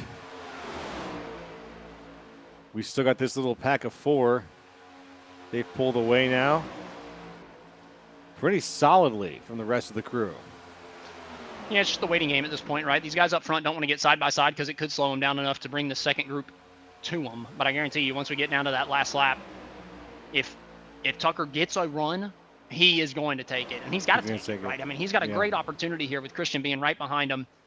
Somehow fall off the back bumper of Levine a little bit, be able to build a run in that draft by using the front bumper of Lou Christian to just shove you to that front group. Give yourself an opportunity. So we're just going to have to wait and see. Tucker here, he's doing it right now. He's dragging the brake, bringing Christian back up to him, but staying within the draft of Levine. And now Levine is countering that by dragging the brake himself. He drug himself off of Johan to kind of kill the run of the 52. Didn't make it as big of a run as it could have been. And that's just going to force Tucker to shove Levine into Seminario once again. But I like what I'm seeing from Tucker. He's testing the draft, trying to figure out how to make the run that he needs to win the race. It's interesting to watch, to be honest. It really is. I'm watching the situation play out exactly as you've described it. All of them tucked up through 1 and 2, not really playing any games in the draft. Tucker not trying to find anything here, just all over the back bumper of Levine. Just shoving him down the back straightaway, not willing to peek out just yet. But again, whenever he makes this move, the winning move is to get to the right rear and just hope and pray that Christian chooses to go with Tucker. Pull Levine back as much as possible. Do not let him get back up to his teammate. I'm telling you right now, with the draft the way it is, with the side draft, how heavy it is, if Tucker hits this right on Levine at the right time, there's going to be just about nothing that Justin can do to defend it. It's just about, does Christian stay with Tucker, and do they time it correctly here? 4 laps to go. We are getting down to that time where the move will be made. Oh, man, I'm on pins and needles right now. I don't know if the move is going to be made. I assume it is. I'm just waiting to see when. We've only got a few laps left, my man. When is he going to pull that trigger? Again, looking back at the second pack, talking about Kevin Zosiak and PB Henry, how they've had a great points night. Obviously, they're going to be upset that they don't have a chance to win this thing at the end. And you definitely should be upset, right? Losing it on the green flag pit cycle, losing a couple seconds. But nonetheless, like I said earlier, just being up here in 4th and 5th while so many other playoff cars have had issues, they're putting themselves in a position to potentially make that championship race in a few weeks' time by having a great points night here at Talladega where others faltered. But coming up to the line for the main pack, 3 laps to go, and Tucker still in line, still waiting, trying to pick his moment. And I assume it's got to be the next lap or two. There's not too much time. We got a fairly large course here. You know, there's enough time to try to make a play here or there, but even that is going to catch up to you when you start getting down to 2 laps to go. There he backed off again, coming out of turn number 2. Got a huge shove from Christian, just figuring out how big of a run can he get to the back bumper of Levine. When should you make the move? When do you pull out to the outside? How heavy do you side draft? Tucker trying to play it all out in his mind right now, like he's probably been doing for the last 20 laps. And again, look at that wheel, super twitchy, absolutely using the pro gamer move that we see in the Pro Series. Every single super speedway, you see just the twitchiness. That's something that I'm not used to. I don't do that, but I can tell without a doubt that Tucker is absolutely using it. And let's see if it'll actually be the advantage that he needs coming up to the last couple laps. 2 laps to go. Tucker still in line. When does he make that move? Oh, he's got to hold on. He's got to hold on. This is it right here. We're getting down to it. Soon the white flag is going to wave, and then Joseph Tucker is going to have to make that call, because right in front of him is Destiny. He's just got to get it out of his way to go ahead and take victory. Let's see what happens. Joseph Tucker's poor mother cannot take it in the chat. Maybe covering both of her eyes with her hands at this point. Coming up to 1 lap to go. This is the moment. When does Tucker pull out of line? And does Christian help him pass, or does he try to pass Tucker himself? Coming to the white flag. All 4 still in line. Seminario not really in the race, just there to help his teammate leading the pack. Can Levine push Seminario out front far enough to where those two cannot catch up? When does Tucker fall off the back of Levine and try to build this run? Through turns 1 and 2. Not giving anything. Not backing off of the driver, the number 1. He's all over the back bumper. Down the back straightaway. He's not even going to need a run. He's pulling out to the outside. He's on the right rear, side drafting him back. And Luke Christian is going with him. Down the back straightaway, he's trying to push the 52 out in front. Can he get clear? Joseph Tucker through 3 and 4, trying everything he can. Levine just giving it to the back bumper of his teammate, trying to shove him back out in front. Who's it going to be? Coming off of turn number 4, 2 wide, through the tri-oval. Joseph Tucker crowding Seminario. He's going to block him down to the apron. Able to clear him. Christian side drafts him back, and it's Joseph Tucker. He timed it perfectly down the back straightaway and is able to beat the 1Sim guys to win the first playoff race from Talladega. What a finish. Oh, my God. I'm sitting here, fists pumped in the air with excitement. What a finish. That pass was damn near elementary. Really perfect. Wonderful to watch. Congratulations to Joseph Tucker. Let's see that again. And this is why I was talking about 15 laps ago, why Justin needed to pass his teammate at some point. With the fixed setups, if they get to your outside, you just can't do anything. Like, all Tucker needed to do was clear Seminario, and the race was over. I really think Levine made a mistake, but at the end of the day, when are you actually going to be able to make that swap, right? With Tucker all over your back bumper all 15 laps, there was no chance for them to make the swap. Tucker kept himself in it all night long. I said he was the best pusher all night long, and eventually he needed to make the move to the outside of Levine. He did it on the back straightaway on the last lap. Joseph Tucker doing the burnouts across the start-finish line here at Talladega. A well-deserved win for the 52. Whew. Wow. Need a breather and a stretch after that one. Talladega did not disappoint. What a race of ups and downs. What a finish there. Joseph Tucker bringing it across the line. Good looking burnouts too.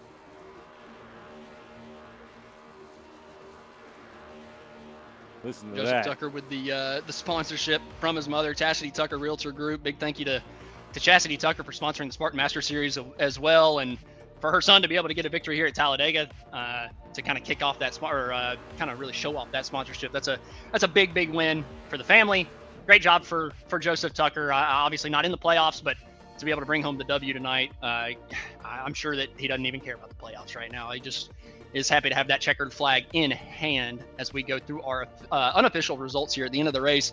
Joseph Tucker, your race winner. Luke Christian able to come home in second. Levine, still a good point tonight after having the back bumper fly off out of nowhere in third.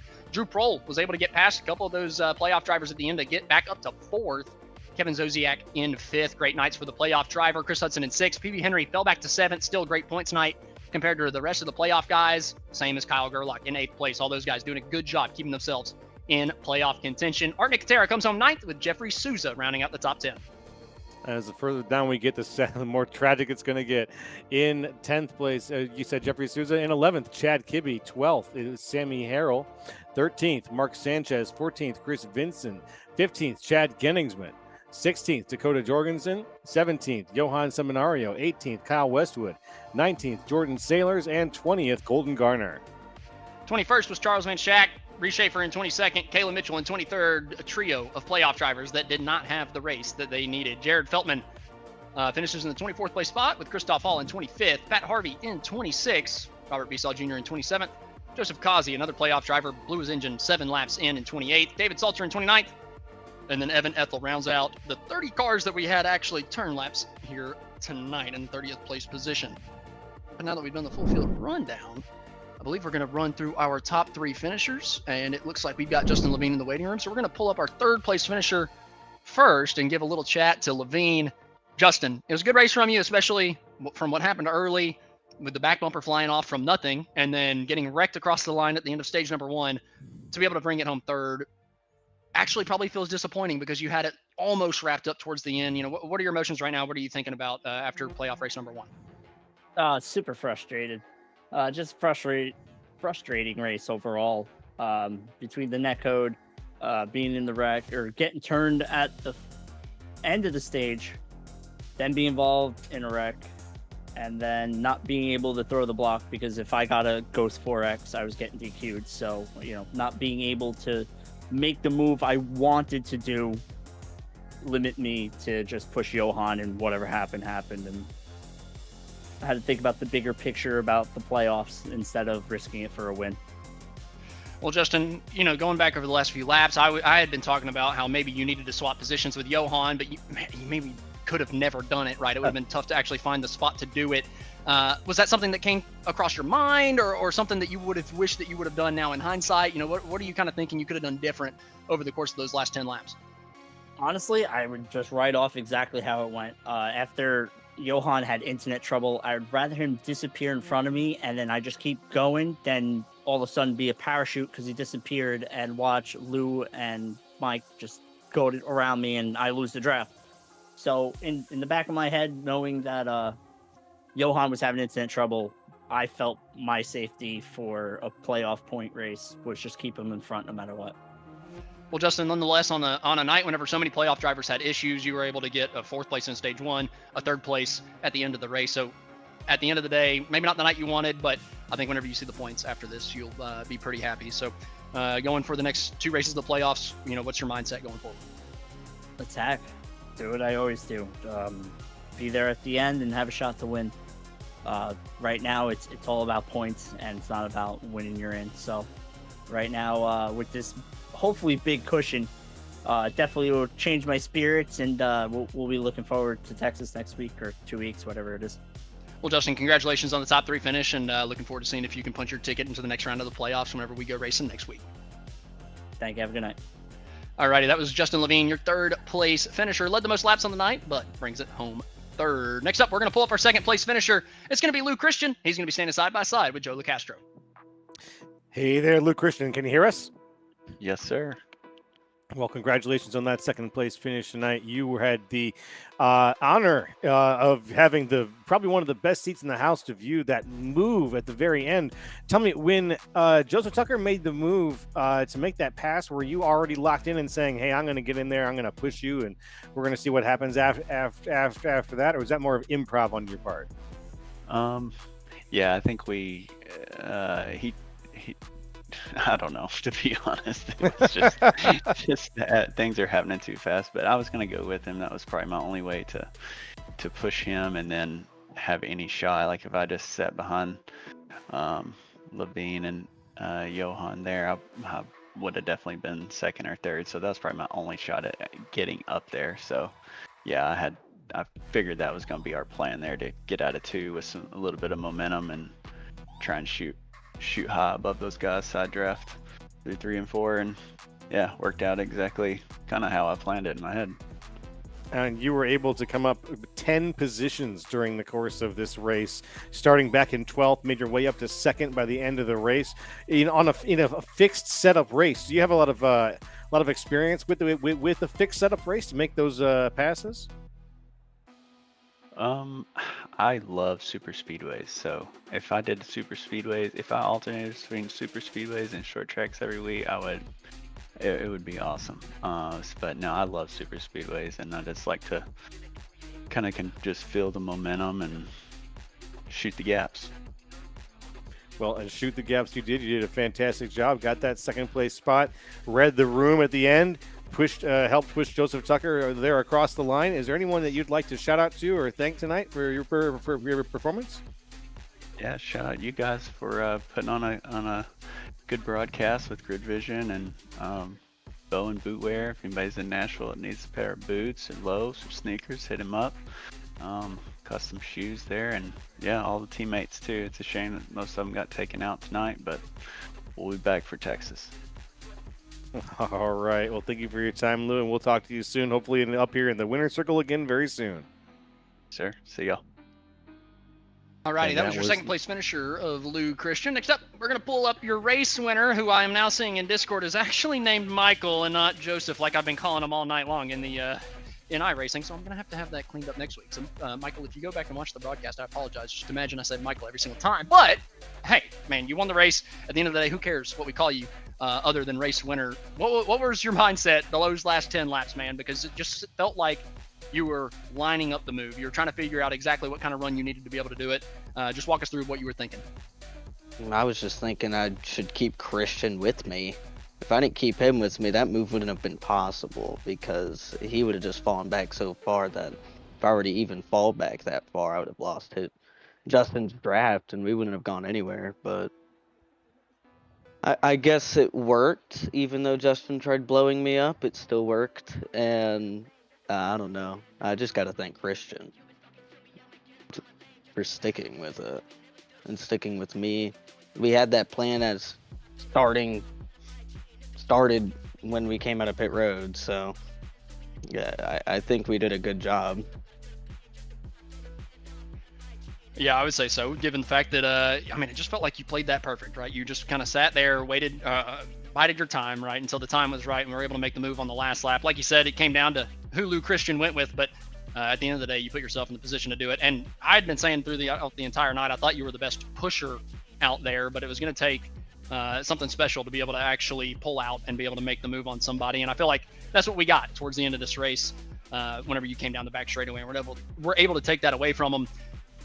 What was your game plan though the last 10 laps, right? Knowing that Johan and Justin were teammates and Johan not being on the lead lap, was that throwing a wrinkle in your plans? Was that making you think that it wasn't going to work out? You know, what was kind of running through your mind whenever you saw those two team cars right in front of you coming out of pit road? As soon as they passed me, I was devastated.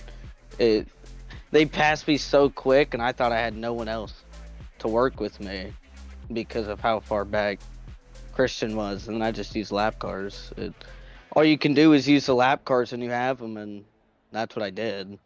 And we caught right back up to Justin and Johan, and then being teammates, I thought it was really going to be difficult, but it was pretty easy on the white flag after I watched Johan hit the brake to try to get Justin out of the side draft.